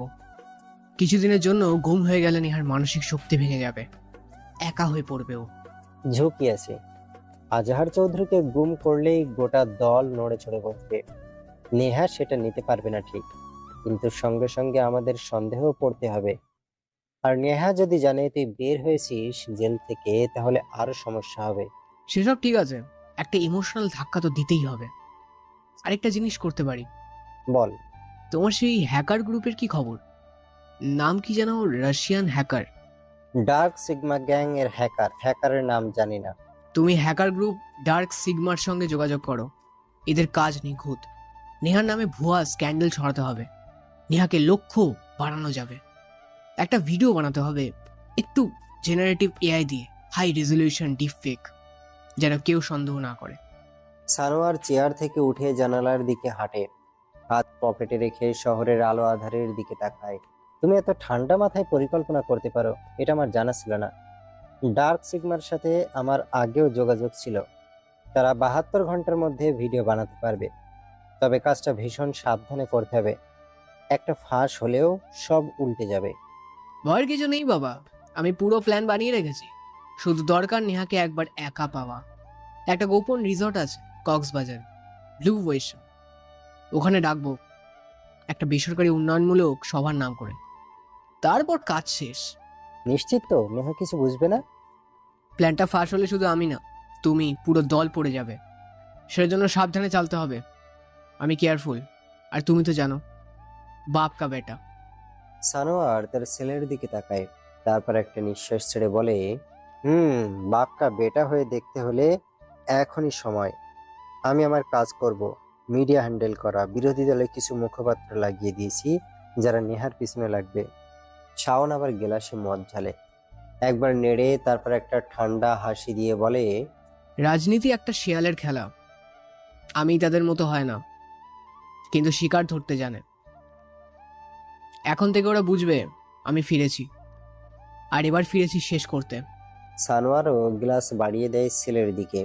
চিয়ার্স, দেশের ভবিষ্যতের জন্য, নেহাকে বিদায় জানানোর জন্য। দুজন গ্লাসে গ্লাস ঠুকিয়ে চিয়ার্স করে। কাচের মধ্যে যেন শব্দ না, প্রতিধ্বনি হয়ে বাজে এক গভীর ষড়যন্ত্রের সূচনা। ঘরের বাতাসটাও সেই সাথে ভারী হয়ে ওঠে। একই সময়ে অন্যদিকের দৃশ্য, ঢাকার অন্য প্রান্তে নেহা তার ঘরে একা বসে রিপোর্ট পড়ছে। রাত অনেক হয়ে গেছে, চোখে ক্লান্তি, তবুও কাজ থেমে নেই। টেবিলে আজাহার চৌধুরীর একটা ছবি রাখা। সে প্রতিদিন রাতে বাবার সঙ্গে ফোনে কথা বলে, আজ হয়নি। Phone switch off. নেহার মুখে এক টুকরো শঙ্কা, অজানা, নীরব, বাস্তবতা মিশ্রিত। আবির খুব অবাক হয়ে ওর ছাত্রের দিকে তাকিয়ে থাকে। আবিরের আসলে এখনো ঠিক বিশ্বাস হচ্ছে না এই ছেলে সত্যি সত্যি তার বড় ভাইকে ডেকে নিয়ে এসেছে। বড় ভাই আবার যে কেউ না, বর্তমান ক্ষমতাশীল দলের ছাত্র অঙ্গ সংগঠনের বড় নেতা। তার ভাই আবিরের ছাত্র। পুরো সেমিস্টার জুড়ে কোনো পরীক্ষা দেয়নি রাব্বি, কোনো ক্লাসও করেনি সে। এখন এসেছে আবিরের কাছে ক্লাস অ্যাটেন্ডেন্স আর পারফরমেন্সের নাম্বার নিতে। কামাল আফসার হচ্ছে সেই বড় নেতা, মানে রাব্বির বড় ভাই। তিনি আবিরের দিকে তাকিয়ে শান্ত কণ্ঠে বলল, তাহলে আপনি নম্বরটা দিবেন না? না, আমি ওকে কেন নাম্বার দিব? দেখো, তোমার ভাই কোনো পরীক্ষা দেয়নি, আমি এটা ওর জন্য কনসিডার করতে পারি। কাল পরশু ওর জন্য আলাদা একটা পরীক্ষা নিতে পারি, সেই নাম্বার যোগ হবে। কিন্তু ও যে ক্লাসে উপস্থিত হয়নি, সেখানে ওকে আমি কোনো নাম্বার দিব না। মোট 26টা ক্লাস নিয়েছি, তোমার ভাই একটাতেও উপস্থিত ছিল না। কামাল আফসার ভুরুকুচকে তাকায় আবিরের দিকে, কিছুটা গম্ভীর স্বরে বলল, আপনি জানেন আমি কে? আর আমার ভাই হিসেবে ওর নিজের অনেক কাজ থাকে, অনেক কাজে ব্যস্ত থাকতে হয়। এবার আবির কামাল আফসারের চোখের দিকে তাকিয়ে বলে, স্টুডেন্টের সব থেকে গুরুত্বপূর্ণ কাজ হচ্ছে পড়াশোনা করা, তারপর অন্য কাজ। আমার কাছ থেকে যদি নাম্বার পেতে হয় তাহলে ওকে এই কাজই করতে হবে। ফ্রিতে আমি ওকে কোনো নাম্বার দিব না। কাজটা কিন্তু আপনি ভালো করলেন না মাস্টার। আমি ভালো করছি কি করছি না সেটা আমার উপরে ছেড়ে দাও। বয়সে তুমিও আমার সমবয়সী, তাই শিক্ষক হিসেবে আমি যা বলছি সেটা সঠিক। আমাকে আমার কাজ শেখাতে এসো না। এখন তোমরা আসতে পারো, আমার ক্লাস নেওয়ার সময় হয়েছে। আবির আর ওদের দিকে মনোযোগ দিল না। আবিরের ওদের সামনে একটু যে অস্বস্তি লাগছিল না, সেটা আবির খুবই টেকনিক্যালি লুকিয়েছে। কারণ অন্য সব স্যারেরা এই ছেলেকে ঠিকই নাম্বার দিয়ে দিয়েছে, কেবল আবির দিচ্ছে না। আবির অফিস রুম থেকে বের হতে যাবে, তার আগে কামাল আফসার বলল, আমি আপনাকে আরো 2 দিন সময় দিলাম মাস্টার। তুমি আমাকে 2 দিন কেন, 200 দিন সময় দিলেও আমার কথা নড়চড় হবে না। তা তুমি যাই করো না কেন। আপনি কিন্তু এই বিশ্ববিদ্যালয়ে চাকরি করতে পারবেন না মাস্টার। না পারলে পারবো না, কোনো সমস্যা নেই। তুমি এখন আসো। আবিরের কথা শুনে ওর দিকে আরো কিছু সময় কঠিন চোখে তাকিয়ে রইল কামাল আফসার, তারপর রুম থেকে বের হয়ে গেল। এই ঘটনা প্রায় মাসখানেক আগের। তারপর থেকে আবিরের উপর আরো কয়েকবার হুমকি ধামকি এসেছে। এমনকি ভার্সিটির চেয়ারম্যান স্যার আবিরকে ঘুরিয়ে ফিরিয়ে বলেছে, আবির, জামালকে না করো না, ওর ভাইয়ের নাম্বারটা দিয়ে দাও। কি দরকার এমন উটকো ঝামেলায় জড়ানো? সেই কথাগুলো শুনেও না শোনার ভান করেছিল আবির। এমনকি একদিন ফিজিক্স ডিপার্টমেন্টের সেই রিদি ম্যাডামও আবিরকে বলল, কি যে ঝামেলা করছেন আবির সাহেব, নাম্বার দিয়ে দেন, উনি মানুষটা শোভা দেন না। আবির ঝামেলা এড়িয়ে চলে, কিন্তু ঝামেলা আবিরকে ছাড়া চলতে পারে না। রাত এখন ঘন হয়ে এসেছে। শহরের অন্ধকার কোণায় এক ভবনের ছাদের চিলেকোঠার ঘরে দাঁড়িয়েছে সানোয়ার মির্জা। একসময় রাজনীতির অন্দরে ছিল এই মানুষটা, এখন তলিয়ে গেছে দুর্নীতিতে আধারে। তার চোখে ভাসছে একটাই মুখ, নেহা। নেহা রাজনীতিতে শক্তিশালী নারী, সরকার তার উপর নির্ভর করে। কিন্তু সানোয়ার জানে, যদি নেহাকে সরাতে না পারে তাহলে তার দলের ক্ষমতায় ওঠার সম্ভাবনা ধূলিসাৎ। সরাসরি আঘাত করা যাবে না, ওর চারপাশে নিরাপত্তার পর্দা। কিন্তু মানুষ সবচেয়ে দুর্বল হয় নিজেরই ছায়ার কাছে, অস্তিত্বের কাছে। তাই সানোয়ারের টার্গেট নেহার ছায়া, মানে অস্তিত্বকে, মানে তার ডিজিটাল অস্তিত্ব। সানোয়ার মোবাইলের এনক্রিপ্টেড অ্যাপে লগ ইন করলো। স্ক্রিনে এক ঝলক মৃদু ঝাপসা হয়ে একটা নাম উদ্ভাসিত হলো। নামটা সে পড়ল, মরফিয়াস। নাম পড়েই কেমন যেন অদ্ভুত অনুভূতি তৈরি হয় সানোয়ারের মনে। মরফিয়াস অনলাইনে আছে। অদ্ভুত এক ঠান্ডা ভর করে ঘরে। কানে ভেসে আসে এক গম্ভীর কণ্ঠ, যেন শব্দগুলো গলিয়ে বেরিয়ে আসছে মেশিন আর মানুষের মাঝখান থেকে। মরফিয়াস আবার বলে, তুমি সেই মানুষ যে তার শত্রুকে সরাতে নিজের আত্মাকে বন্ধক দিতে প্রস্তুত ডেভিলের কাছে। সানোয়ার একটা ঢোক গিলল। সানোয়ার কিছুক্ষণ চুপ থেকে বলে, আমি শত্রু সরাতে নয়, ভবিষ্যৎ নির্মাণ করতে চাই। আর ভবিষ্যৎ নির্মাণে মাঝে মাঝে অতীতকে পুড়িয়ে ফেলতে হয়। সুন্দর কথা, কিন্তু মনে রেখো, আগুন ছড়াতে ছড়াতে অনেক সময় নিজের দেহ চলে যায়। তুমি কি তেমন কিছু প্রস্তুত রেখেছো আমার জন্য? সানোয়ার গলা একটু চড়িয়ে বলে, আমি অনেক কিছু হারিয়েছি, এখন আমার কাছে হারানোর কিছু নেই। আমার লক্ষ্য একটাই, নেহাকে পদত্যাগে বাধ্য করা। সে মন্ত্রিসভায় থাকলে আমার সামনে কেবল দেয়াল। আর তুমি চাইছো সে দেওয়াল ভেঙে পড়ুক নিজের ভারে? কথাটা বলল মরফিয়াস যেন একটা কবিতা আওড়াচ্ছে। সানোয়ার ভয় পাচ্ছে, মুখটা মাস্কে ঢাকা। রাশিয়ান হ্যাকার, হয়তো ইংরেজিতে কথা বলছে। সানোয়ারের কাছে তা বাংলা ট্রান্সলেট হয়ে আসছে। ঠিক তাই, আমি চাই না তুমি তাকে হত্যা করো।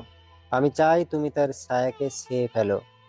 তার ফেসবুক, ইনস্টাগ্রাম, টুইটার সবকিছু অনুসরণ করো। ও কি খায়, কোথায় যায়, কি পড়ে, কি বলে সবকিছু জেনে নাও। তারপর সময় বুঝে একটা স্ক্যান্ডাল তৈরি করো। ওর নামে মিথ্যে কিছু ছড়াও, যেন ওর সম্মান প্রশ্নবিদ্ধ হয় আর মানুষ স্বয়ং তার চরিত্রে কালি দেখে তাকে বাদ দেয়। তুমি চাইছো মানুষকে বিশ্বাস করানো যে রক্ত দাগ লেগেছে, যদিও ডাকতে হবে কেবল ছায়ার। হ্যাঁ, তুমি কি পারবে? একটু নিঃশব্দ।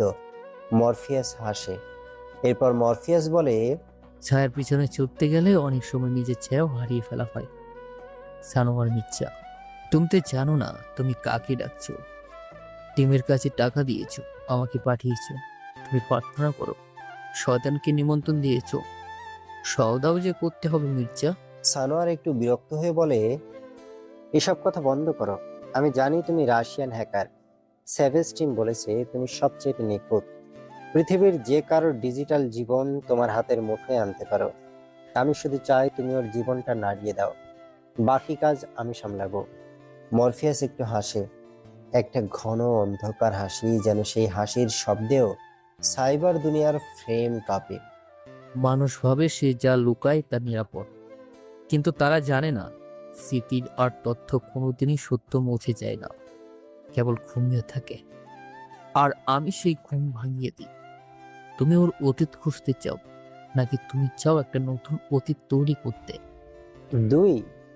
সানোয়ার চল শক্ত করে বলে, যদি ওর কিছু থাকে সেটা সামনে আনো, আর যদি না থাকে তাহলে তৈরি করো এমন কিছু যেটা বিশ্বাসযোগ্য, ভয়ঙ্কর এবং অবমাননাকর হয়।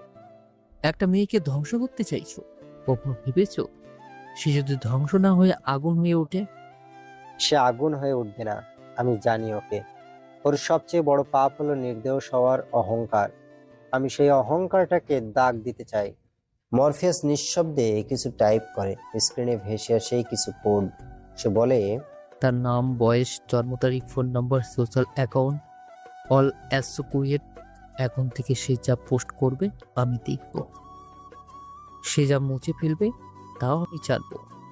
সে যেখানেই যাবে সে পথের প্রতিটা ধুলো আমার কাছে জমা হবে। এখন বলো, তুমি কবে চাইছো ওর জীবনের বিস্ফোরণ ঘটুক? আগামী 1 সপ্তাহের মধ্যে। তার আগে সে একটা মিটিংয়ে যাবে রাষ্ট্রপতির সঙ্গে। আমি চাই তার আগেই ওর নামে কিছু ছড়িয়ে পড়ুক, যেন রাষ্ট্রপতির চোখেও ও হয়ে পড়ে এক অস্থির চরিত্র। স্মৃতি দিয়ে মানুষ তৈরি হয়, আর শব্দ দিয়ে স্মৃতিকে ভাঙা যায়। আমি শব্দ করি, শব্দ ছাড়া শব্দ দিয়ে ওকে ভাঙব।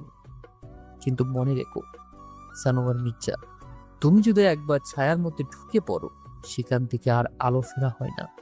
সওদাও কিন্তু করে ফেলেছে, আমাকে ভুলে যেও না। সানোয়ার শান্ত গলায় বলে, আমি আলোয় ফেরার স্বপ্ন দেখি না, আমি ছায়ার মধ্যেই জন্মেছি। এবার ছায়া দিয়ে বিচার করব। কিছু মুহূর্ত নিঃশব্দে কেটে যায়। তারপর মরফিয়াস বলে, তাহলে শুরু করি। মেয়েটার নাম কি? তার কোনো ছবি থাকলে দাও, বাকিটা আমি বের করে নিচ্ছি। নেহা ওর নাম, ছবি দিয়েছি। মরফিয়াস আবার হালকা করে হাসে, সেই হাসি যেন বিদ্যুৎ চমকের মতো। নেহা?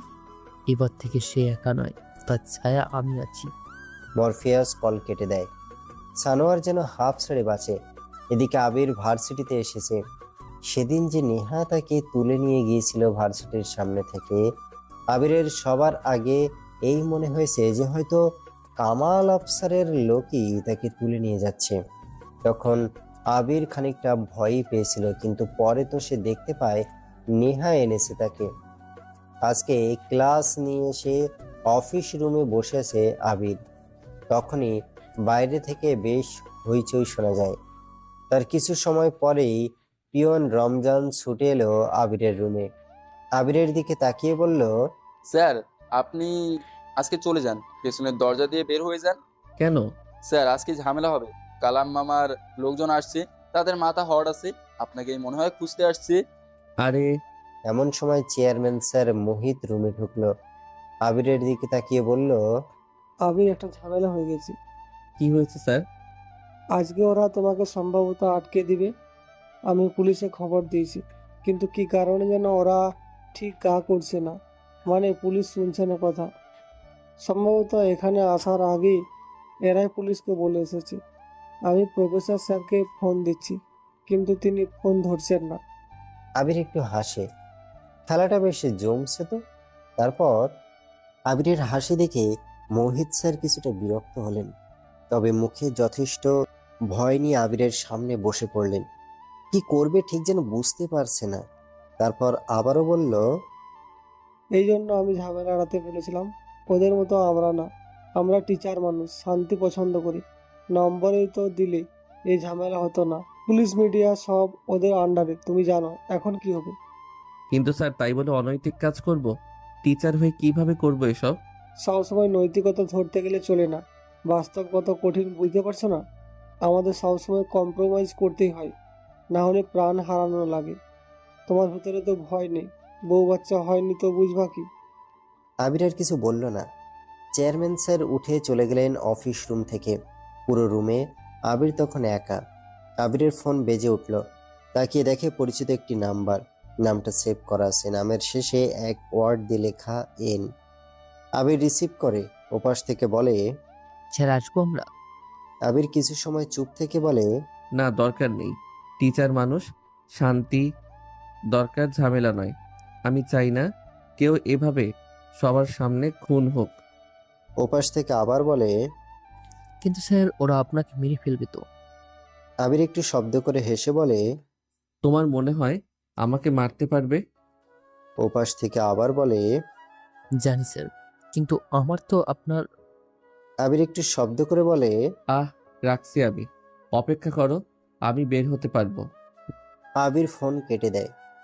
চেয়ারে হেলান দিয়ে সিলিং ফ্যানের দিকে তাকিয়ে সে মুসকি মুসকি হাসতে থাকে। চোখটা কিছুটা বন্ধ করে ভাবে, না, এভাবে রিল্যাক্স মোডে থাকলে কেউ আসলে অন্যরকম ভাববে। ভয় রাখতে হবে চেহারায়।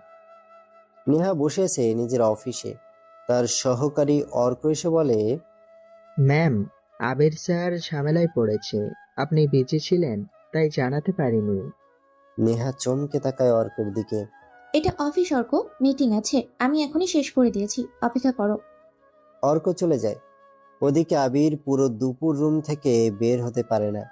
বেশ কিছু ছাত্র বা অছাত্র আবিরের অফিসের সামনে তার জন্য অপেক্ষা করতে থাকে।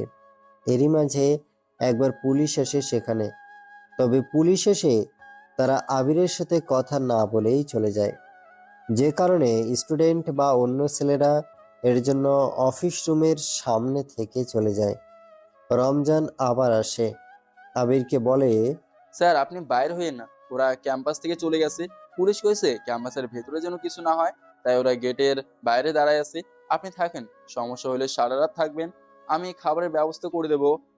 রমজান আবিরকে একটু বেশি পছন্দ করে, তার কারণ রমজানের ছোট এক মেয়েকে ভালো স্কুলে পড়ানোর ব্যবস্থা করে দিয়েছিল আবির। এজন্য সব খবর এনে দিচ্ছে।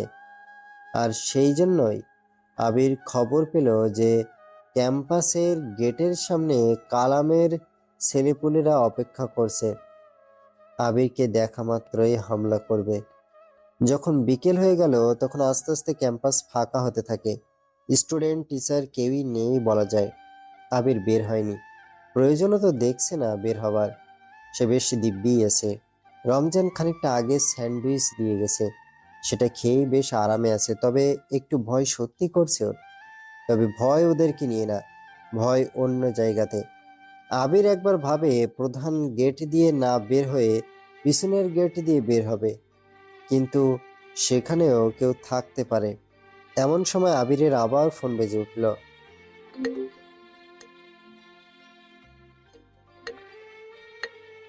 বকার জন্য সে রিসিভ করবে দেখে একটা অপরিচিত নাম্বারটা একটু পরিচিত লাগলো। মনে হচ্ছে আবির যেন কোথায় নাম্বারটা দেখেছে। আবির রিসিভ করতে ওপাশ থেকে পরিচিত আওয়াজটা শুনতে পায়। নেহা কল করেছে। আমাকে কি একবার ফোন করা যেত না টিচার? নাম্বারটা যে নিজে তোমার ফোনে পাঠিয়ে দিয়েছিলাম তা মনে হয় ভুলে গেছো? না মানে কি? আমি নানান কাজে ব্যস্ত থাকি, তোমার উপর কি ঝামেলা হচ্ছে সেটা কিভাবে জানবো? একবার জানাবেন আমাকে। আবির চুপ করে রইল। আসলে নেহাকে ফোন করার কথা মনে এসেছিল, কিন্তু কেন যেন কল করতে ইচ্ছে করেনি। নেহার সাথে আবিরের সেদিনের পরে আর দেখাও হয়নি। মাঝে অবশ্য 2বার কথা হয়েছিল। নেহা বলেছিল যে কটা দিন নাকি ও একটু বেশি ব্যস্ত থাকবে, একটু ফ্রি হলেই তাকে ফোন দেবে। তাই আবির আর নেহাকে ফোন করেনি। নেহা বলল, অ্যাসিস্ট্যান্ট আমাকে জানিয়েছে সবটা, আমি বিজি ছিলাম। শোনো, তুমি এখনই বের হও অফিস থেকে, চিন্তা নেই। আবির হাসলো নেহার কথা শুনে। ফোনটা রেখে সে ব্যাকপ্যাক নিয়ে অফিস থেকে বের হলো। ভার্সিটি ফাঁকা।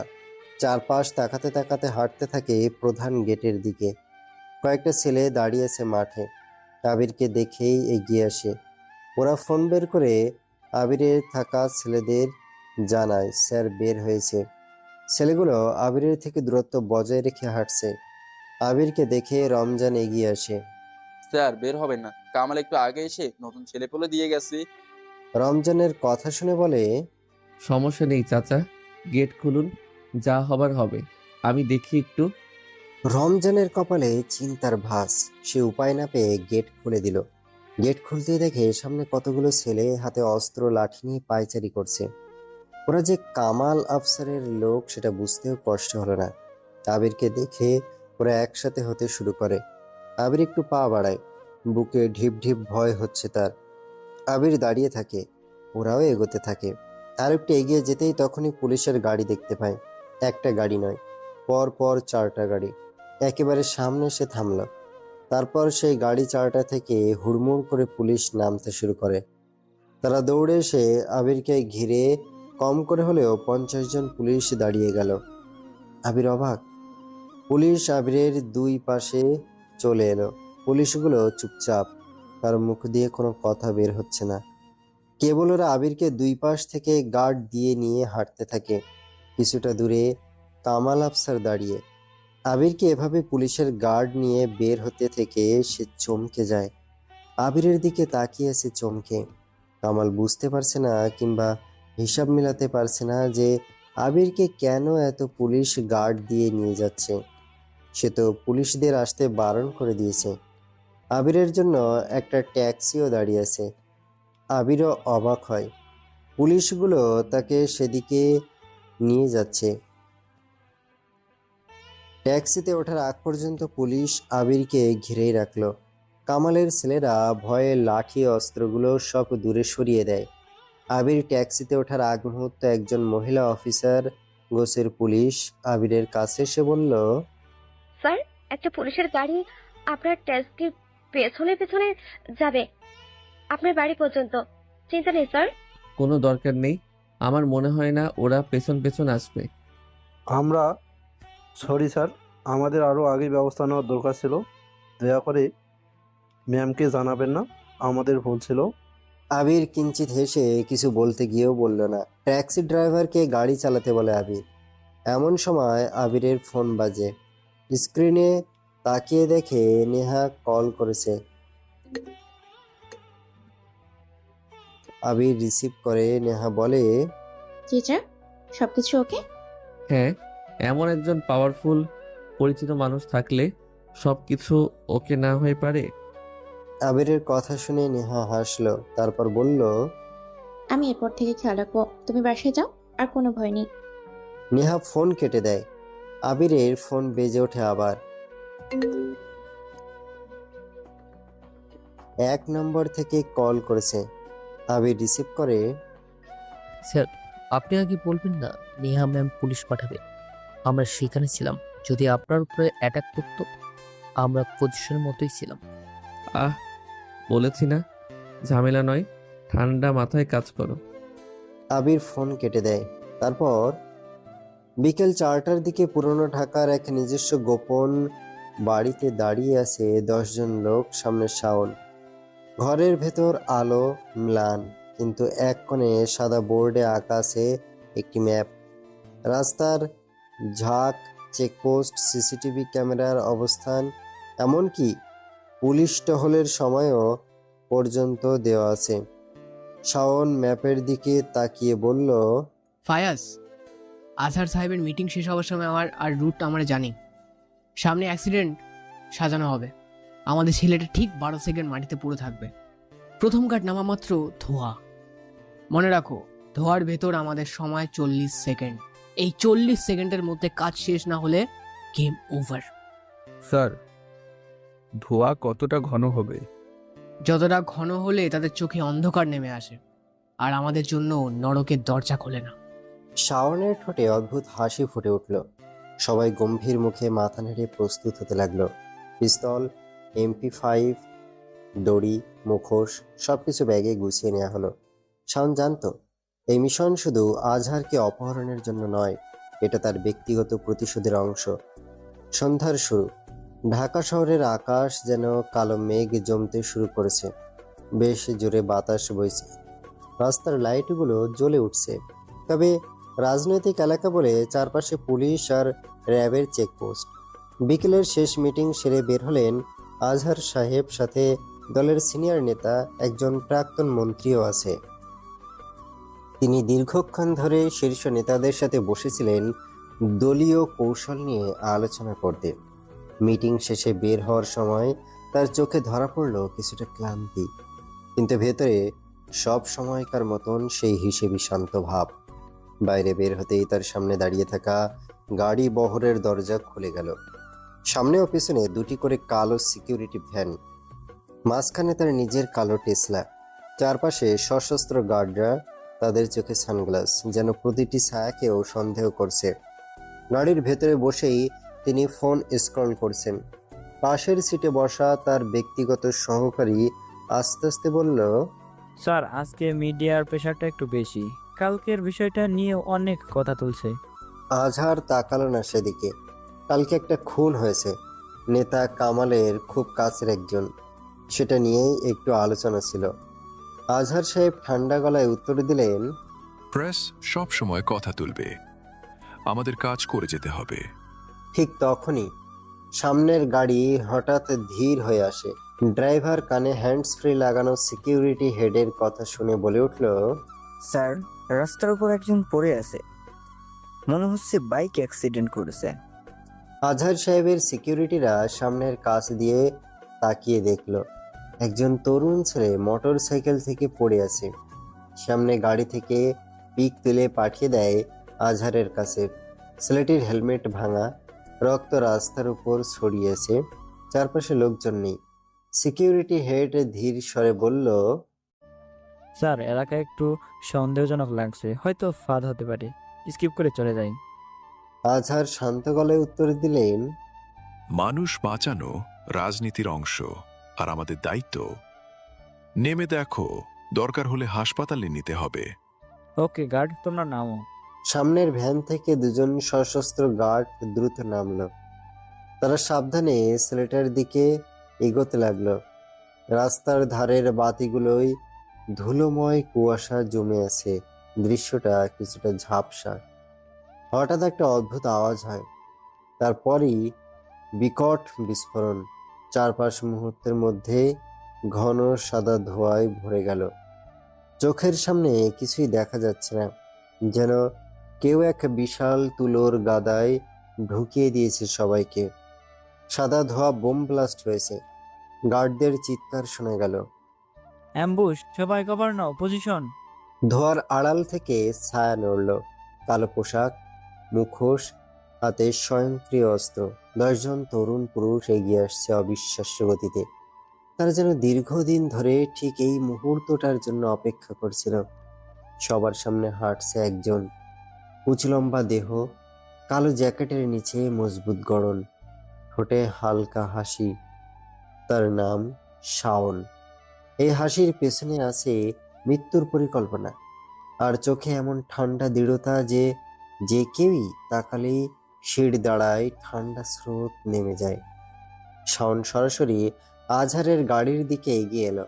গার্ডরা তাকে থামানোর চেষ্টা করতেই দুই পাশ থেকে অন্য ছেলেরা মেশিন গান তাক করলো তাদের দিকে। একজন গার্ড চিৎকার করলো, ড্রপ দ্য ওয়েপেন।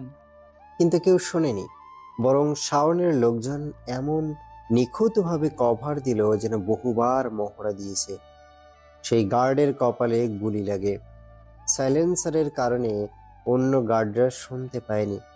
দুইজন দ্রুত এগিয়ে গিয়ে আজহারের গাড়ির দরজা খুলে দিল। আজহার ঝুঁকলেন। এখন যে ঘটতে যাচ্ছে তার কোনো প্রতিশোধ সম্ভব না। আপনার যাত্রা এখানেই শেষ আজহার সাহেব। শাওনের ঠান্ডা গলা ধোয়া কেটে এসে আঘাত করলো তার কানে। সে কোমরের কাছে পিস্তল ঠেকালো। আজহারের মুখে শক্ত করে কালো টেপ জড়িয়ে দিল, তারপর এক ধাক্কায় টেনে নামালো গাড়ি থেকে। আজহারের হাত পা দড়ি দিয়ে বাঁধা ছিল মুহূর্তের মধ্যে। তিনি ছটফট করছিলেন, কিন্তু শাওনের হাতে অভিজ্ঞতার দৃঢ়তা, যেন প্রতিটি ধাপ আগে থেকেই মাপা। পিছনের ভ্যান থেকে আরো 3 জন গার্ড বের হতে চাইছিল, কিন্তু ধোঁয়া আর গুলির ভয়ে তারা আটকে গেল। হঠাৎ এক গার্ডের পায়ে গুলি লাগলো। সে পড়ে গেল রাস্তার ধারে। বাকিরা কভার নেয়ার চেষ্টা করলো, কিন্তু সময় তাদের হাতে ছিল না। সিআরটিকে খবর দাও, বসকে নিয়ে গেছে। একজন গার্ড রেডিওতে চিৎকার করছিল, কিন্তু ততক্ষণে শাওনের লোকজন আজহারকে মাঝখানের একটি কালো ভ্যানে ঢুকিয়ে দিয়েছে। ভ্যানের দরজা বন্ধ হওয়ার শব্দটা যেন গার্ডদের ব্যর্থতার চূড়ান্ত ঘোষণা। ভ্যানের ভেতর অন্ধকার, কেবল মৃদু লাল আলো জ্বলছে। দড়িতে বাঁধা অবস্থায় আজহারকে ঠেসে বসানো হয়েছে এক কোণে। শাওন তার সামনে বসে আছে, চোখে তীব্র দৃষ্টি, মুখে ব্যঙ্গের ছাপ। শাওন ধীরে ধীরে বলতে লাগলো, আপনার মেয়ে নেহা, ওকে আমি এখানে আনতে চাই। হোম মিনিস্টার বলে কথা, অনেকের পথে কাটা হয়ে আছে। যখন আসবে তখন এখানেই শেষ হবে তার গল্প। আজহার চোখ বড় করে তাকালেন, কিন্তু কিছু বলতে চাইলেন, কিন্তু মুখের টেপে শব্দ আটকে গেল। তার চোখে ভয় নয়, বরং এক ধরনের রাজনৈতিক হিসাব দেখা গেল। কিভাবে পরিস্থিতি পাল্টানো যায়? শাওন হালকা হাসলো। আপনি ভাবছেন কেন আপনি?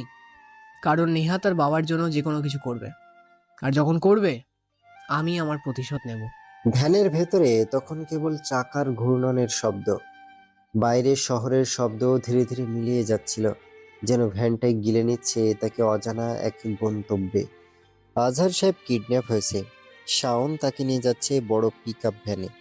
ভ্যান ছুটে চলেছে শহরের আঁকাবাঁকা গলি দিয়ে। চালক এমন সব রাস্তা বেছে নিচ্ছে যেগুলোতে সিসিটিভি নেই। ভেতরে শাওন আজহারের দিকে তাকিয়ে আসতে বলল, আজহার সাহেব, আপনার মেয়ে নেহা, সে আমার হাতে আসবে। আপনার মুখে একবার তার নাম শোনার পর আমি বুঝেছি সে আপনাকে বাঁচাতে নিজের জীবনও দিতে দ্বিধা করবে না। তার জন্যই আপনাকে নিয়ে আসে।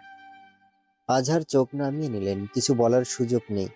অন্যদিকে বিস্ফোরণের ধোঁয়া মিলিয়ে যাওয়ার পরপরই সিকিউরিটি হেড রেডিওতে চিৎকার করে বলল, সব ইউনিট, আজহার সাহেবকে কিডন্যাপ করা হয়েছে।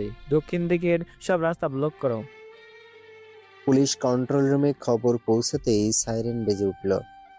র্যাব, ডিবি সব ইউনিট মুভ করতে শুরু করলো। কিন্তু সমস্যাটা একটাই, শহরের ব্যস্ত সময়ে কালো ভ্যান খুঁজে পাওয়া মানে সমুদ্রের মধ্যে একটা কালো পাথর খোঁজা। একজন ইন্সপেক্টর ফোনে বলল, স্যার, গুলশান থেকে মোহাম্মদপুর পর্যন্ত সব রাস্তায় চেকপোস্ট বসানো হয়েছে। দেরি করো না, ওরা যতদূর গেছে মিনিটে মিনিটে আমাদের সুযোগ কমে যাচ্ছে। এদিকে শহরের অন্য প্রান্তে হোম মিনিস্টার নেহা নিজের দপ্তরে বসে ফাইল দেখছিলেন। হঠাৎ দরজা খুলে ঢুকে পড়ল তার ব্যক্তিগত অ্যাসিস্ট্যান্ট। চোখে মুখে তার আতঙ্ক। ম্যাডাম, খারাপ খবর আছে। নেহা কপাল কুঁচকে তাকালেন। কি হয়েছে? স্যার, মানে আপনার বাবা ওনাকে অপহরণ করা হয়েছে। নেহার চোখ বড় হয়ে গেল। কি বলছো তুমি? কোথায়? কিভাবে? রাস্তার মাঝে বাইক অ্যাক্সিডেন্ট সাজিয়ে, তারপর ধোঁয়ার আড়ালে। নেহা চেয়ার থেকে উঠে দাঁড়ালেন, মুখ ফ্যাকাশে হয়ে গেছে। তিনি এক মুহূর্ত নীরব থেকে বললেন, আমাকে ঘটনাস্থলে নিয়ে চলো, আর র্যাবের ডিরেক্টরকে কল করো এখনই। তার কণ্ঠে এমন দৃঢ়তা ছিল যে রুমে থাকা সবাই নিঃশব্দে তার দিকে তাকিয়ে রইল। ভ্যান তখন শহরের বাইরে এক এলাকায় ঢুকে গেছে। একটা বাড়ির ভেতরে আসে। চারপাশে ভাঙাচোরা দেয়াল, মরিচ ধরা গেট, ভেতরে আলো কম, কিন্তু 2 জন প্রহরী আগে থেকেই দাঁড়িয়েছিল। আজহারকে টেনে নামানো হলো। ঠান্ডা কংক্রিটের মেঝেতে তার হাঁটু আশ্রয় পড়ল। শাওন এগিয়ে এসে বলল, আপনি এখানে কিছুদিন থাকবেন মিস্টার আজহার? যতক্ষণ না আপনার মেয়ে নেহা নিজে এসে আপনাকে নিয়ে যায় বা এখানে তার কফিন ফাটানো হয়, বুঝলেন? আজহার চোখে চোখ রাখলেন শাওনের। টেপের আড়ালেও বোঝা যাচ্ছিল তিনি ভয় পাননি, বরং শাওনের প্রতি এক ধরনের ঘৃণা মেশানো কৌতূহল আছে। শাওন তার লোকদের ইশারা করলো, তাকে চেয়ারে বেঁধে রাখো, খাবার পানি দেওয়া হবে, কিন্তু যোগাযোগের কোনো সুযোগ থাকবে না। এদিকে নেহা ঘটনাস্থলে পৌঁছলেন পুলিশ কনভয়ের সঙ্গে। ধোঁয়া তখনও বাতাসে হালকা ভাসছে। গার্ডরা তাকে পুরো ঘটনা বলল, কিভাবে ধোঁয়ার আড়ালে শাওন নামের একজন এসে আজহারকে তুলে নিয়ে গেছে। নেহা চুপচাপ শুনলেন, তারপর ধীরে বললেন, শাওন, শানোয়ারের ছেলে শাওন। আপনি চেনেন? হ্যাঁ, সে শুধু অপরাধী নয়, সে এমন একজন যার প্রতিশোধের তালিকায় আমার নামও আছে, কিন্তু ও তো জেলে ছিল। নেহা বুঝতে পারছে না তার বাবা তার জন্য এত বড় শাস্তি কেন পাবে। শাওন কি সত্যি থেকে চাচ্ছে? সে বলে, ও আমাকে চাইছে, আমি যাব, কিন্তু আমার শর্তে। অপরদিকে ভাঙা ঘরের ভেতরে শাওন এসে চেয়ারে বসে সিগারেট ধরিয়েছে। ধোয়ার কুণ্ডলি ছড়িয়ে পড়েছে অন্ধকারে। আজহারের মুখ থেকে টেপ খুলে দেওয়া হয়। আজার সাহেব, নেহাকে কল করছি। সুন্দর করে কথা বলে আসতে বললেন ওখানে। আমি মরে গেলেও নেহাকে এখানে আসতে বলবো না। তবে দুজনেই মরবে। নেহা এখানে আসলে যে কোনো একজন বাঁচবে, আর যদি না আসে তবে তো দুজনকেই মারবে। শাওন কল দেয় নেহাকে। নেহা রিসিভ করে, হ্যালো, কে বলছেন? আমি শাওন।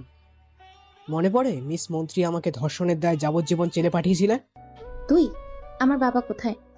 আমার বাবার কিছু হলে কসম আমি তোকে এবার ফাঁসিতে ঝোলাবো। লোকেশন বের করতে পারবেন না মন্ত্রী? তাই বলছি যে ঠিকানা দিচ্ছি সেখানে আসেন, আমার লোক থাকবে সেখানে, একা আসবেন। নেহা আসবি না এখানে, ওরা অনেক। শাওন ফোন কেটে দেয়। সে হাসতে থাকে। এমন সময় বাইরের গেটে বেশ জোরে গেট খোলার শব্দ হয়। শাওন ফায়াজকে বলে, কে গেট খুললো? জানি না বস, দেখছি। হঠাৎ সেখানে সাদা পোশাকে মুখ ঢাকা কয়েকজন ছেলে প্রবেশ করে। তার ভিতরে লিডার গোছের একজন এসেছে। চোখ দুটো দেখা যাচ্ছে কেবল। সাদা কাপড়ের কারা? বুকের ঠিক সোজা কাপড়ের উপরে বড় করে লেখা আছে NM। ফায়াজ চমকে এগিয়ে আসে শাওনের কাছে। বস, এরা নো মেসিং গ্যাংয়ের লোক, জলদি চলেন। কি এটা কোনো গ্যাং? এরা বিশ্বের সবচেয়ে সিংহ গ্যাং নো মিসিং। যারা লিড করে জানা যায় না, কারো ফেস দেখা যায় না, ওদের ড্রেস আপ এরকম, কোনো মায়াদা নেই, বের হন এখন। ফায়াজ সহ আরো কতজন ছেলে এসে শাওনকে ঘিরে বের করে আনে।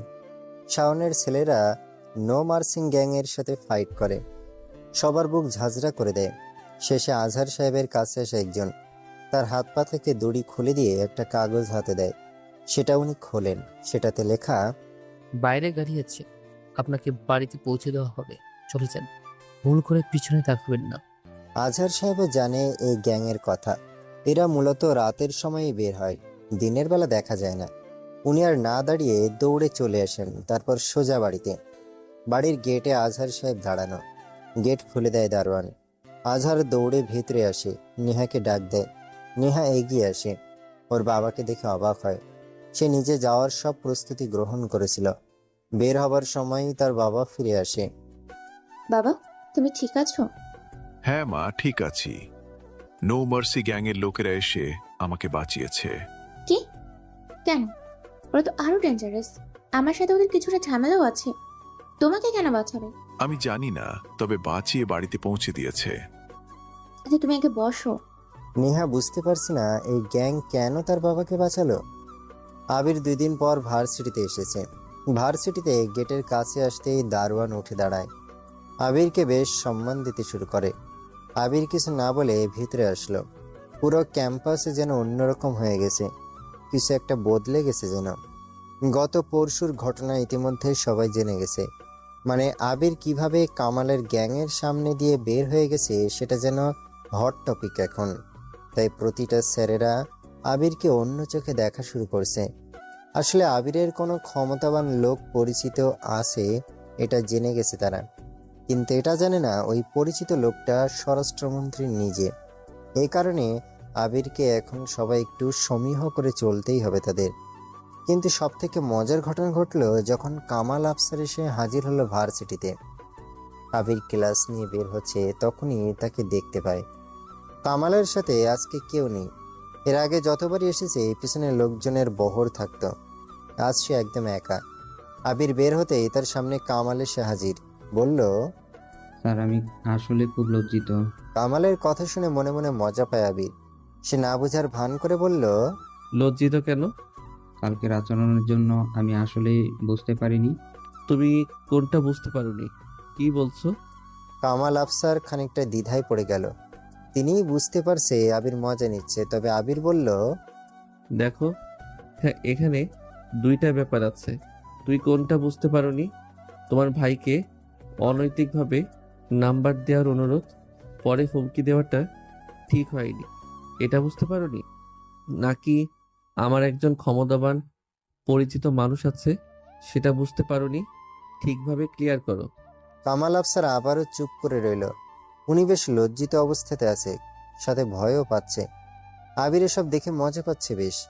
আবির আবার বলল, যদি প্রথমটা হয়ে থাকে তাহলে ইউ আর ফরগিভেন, কিন্তু দ্বিতীয় কারণে যদি তুমি লজ্জিত হও তাহলে সামনে থেকে চলে যাও। তোমার মুখ আমি দেখতে চাই না। অনেক কাহিনী তো দেখেছি এই কদিন। আবিরের মুখ থেকে কথাগুলো শুনতেই কামাল আফসারের মুখ লাল হয়ে গেছে। কামাল ভালো করেই জানে তার সাথে এইভাবে কথা বলার সাহস হয়তো কারো নেই, কেউ কখনো বলেওনি, কিন্তু আবিরের কাছ থেকে শুনে অপমানিত বোধ করছে। তবে কামাল এত সময় টের পেয়ে গেছে যে আবিরের পেছনে যে মানুষটা আছে সে তার থেকে অনেক ক্ষমতাবান, না হলে এতগুলো পুলিশ কখনো একটা সাধারণ টিচারের কাছে আসবে না। তাই আবির যেটাই করুক, আবিরকে কিছু বলার সাহস তার নেই। আবির বলল, তুমি আমাকে সেদিন হুমকি দিয়েছিলে যে আমি এখানে চাকরি করতে পারবো না। এখন আই গেস আমি এমন কিছু করতে পারি, সত্যিই পারি। তুমি দেখতে চাও? বরং তোমার চেয়ারটাও আমি কেড়ে নিতে পারি, আর তাছাড়া আমি তোমাকে গুম করেও দিতে পারি। শেষ কথাটা আবির কামালের কানের কাছে এসে বলল। কামাল যেন ভয়ে চমকে ওঠে। আবিরকে সে যতটা সাধারণ ভেবেছিল আবির মোটেও তা নয়। আবির হাসে, নিজেকে সে একদম নিয়ন্ত্রণ করে নিল। কামালকে আর ভয় দেখাবে না। তবে আবিরের সাথে কামালের কাজটা করা মোটেও ঠিক হয়নি। কামাল ভাবছে কেন যে করেছি, এসব না করলে হতো। আবির বলে, কামাল সাহেব, আসলে ক্ষুদ্র ক্ষমতাবান মানুষগুলো তাদের ক্ষমতা অন্য সব মানুষকে দেখাতে পছন্দ করে। অন্যদিকে প্রকৃত ক্ষমতাবানেরা কেবল প্রয়োজনে পদক্ষেপ নেয়। নিশ্চয়ই বুঝেছেন এবার? আবির আর কিছু না বলে নিজের অফিসের দিকে হাঁটা দিল। আবির তার চেয়ারে এসে বসে। মোহিত স্যার আসলো।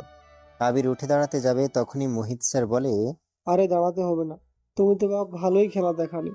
এমন ক্ষমতা তোমার আছে তা আগে বলবে না? তাকে এসে এত পুলিশ পাঠালো কি হবে? স্যার, আসলে এক বন্ধু ছিল তো, তাই তাকে বিষয়টা জানাই। কাজ হয়ে গেছে। বাহ, যাই হোক, আজকের পত্রিকা দেখছো? দেখো, আজহার সাহেবের কিডন্যাপটা বেশ প্রখর হচ্ছে। তিনি কিডন্যাপ হয়েছে, সাথে নো মার্সিং গ্যাংয়ের লোক তাকে বাঁচিয়ে বাড়িতে পৌঁছে দিয়েছে। কি সাংঘাতিক! প্রথমবার কোনো নিউজ পেলাম যে নো মার্সি কারো উপর দয়া দেখালো। জি স্যার। তো থাকো তুমি, আমি আসি। উনি চলে যায়। আবির বসে পত্রিকার পাতায় চোখ বোলালো। তার বাবার পাশে নেহা বসে আছে, চোখ মুখ কিছুটা শুকনো। গত 2-3 দিন আবির নেহার ব্যাপারে খানিকটা দ্বিধান্বিত ছিল। মেয়েটা কেন হঠাৎ করে আবিরের প্রতি আগ্রহী হয়ে উঠল সেটা আবির বুঝতে পারছে না। তবে আজকে কেন যেন সেসব আর কিছু মনে হচ্ছে না আবিরের। বারবার মনে হচ্ছে মেয়েটা আবিরকে পছন্দ করে এবং আবিরের নিজের কাছে যথেষ্ট কারণ আছে তাকে পছন্দ করার। এজন্যই কি নেহা সবকিছু এবার করছে। শহরের এক বিশেষ জায়গাতে সানোয়ারের ব্যক্তিগত সেভ হাউস। বাইরে থেকে দেখলে বোঝা যায় কত দামি বাড়ি। হবেই বা না কেন, প্রাক্তন মন্ত্রীর বাড়ি বলে কথা। তাই এই বাড়িতে টাকার গন্ধ মিশেছে দেয়ালের প্রতিটি ইটের ভেতরে। মিলান আলো, চামড়ার সোফা, কোনায় রাখা দামি লিকার ক্যাবিনেট, আর মাঝখানে সোনালি প্রিন্টের কার্পেট বসানো। এমন সময় বাড়ির দরজাটা ধীরে খুলে গেল। ভিতরে ঢুকলো শাওন। গায়ে কালো হুডি পরে, চুল এলোমেলো, মুখে একরাশ ক্লান্তি নিয়ে এসেছে। চোখে রক্তিম দৃষ্টি, যেন গত কয়েকদিন ঘুম নামের জিনিসটা ভুলে গেছে। সানোয়ার ঠিক তখনই সোফা থেকে উঠে দাঁড়ালো। তার মুখে একটু আবেগ নেই, শুধু ঠান্ডা এক ধরনের নিয়ন্ত্রণের ছাপ। কিন্তু পরের মুহূর্তেই ঠাস করে চড়ের শব্দ হয়। একটা তীব্র চড় এসে বসল শাওনের বাম গালে।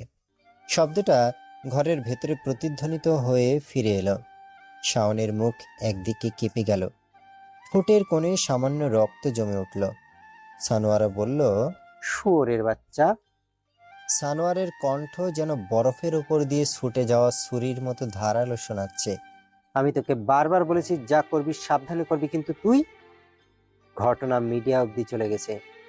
আজহারকে কিডন্যাপ করেছিলি, সেই খবর বাইরে কেন যাবে? শাওন চোখ নিচু করে দাঁড়িয়েছে, গায়ের জ্বালা উপেক্ষা করে গলায় সামান্য কর্কশতা নিয়ে বলল, বাবা, সব ঠিক ছিল। কোথা থেকে নো মার্সি গ্যাংয়ের লোকেরা এসে আজহারকে ছাড়িয়ে নিয়ে যায়?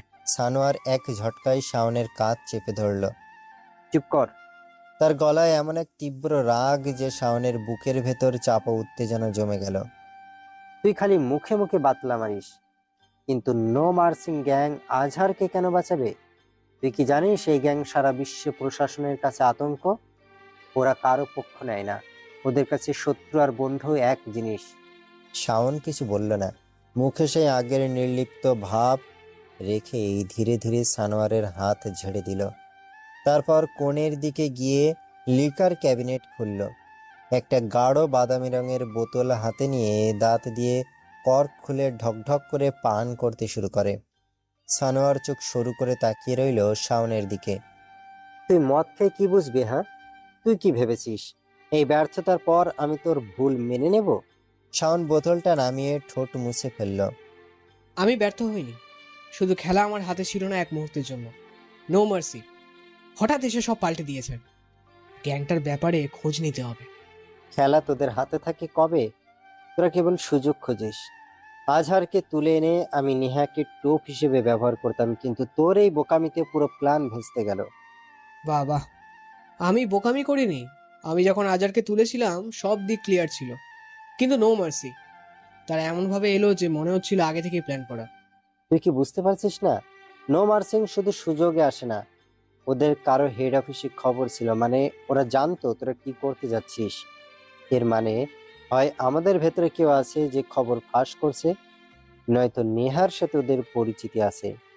শাওন চুপচাপ বোতল থেকে আবারও এক চুমুক নিল। চোখে কেমন যেন দূরের ভাব, যেন সেই মুহূর্তে অন্য কোথাও চলে গেছে। বাবা, যদি ভেতরে কেউ থাকে আমি তাকে খুঁজে বের করব, আর নেহার সাথে যদি পরিচয় থাকে তবে কাজটা কঠিন। তুই খুঁজবি?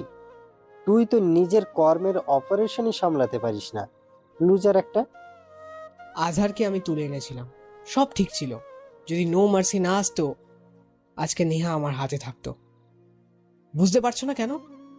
সানোয়ার ধীরে ধীরে শাওনের সামনে এসে দাঁড়ালো, তারপর বলে, নো মার্সি কাকে বাঁচাবে কাকে মারবে ওরা নিজেরা ঠিক করে, কিন্তু আমি তোর বাবার মতো তোকে একটা কথা বলি শাওন, তুই এখনো খেলাটা বুঝিস নাই।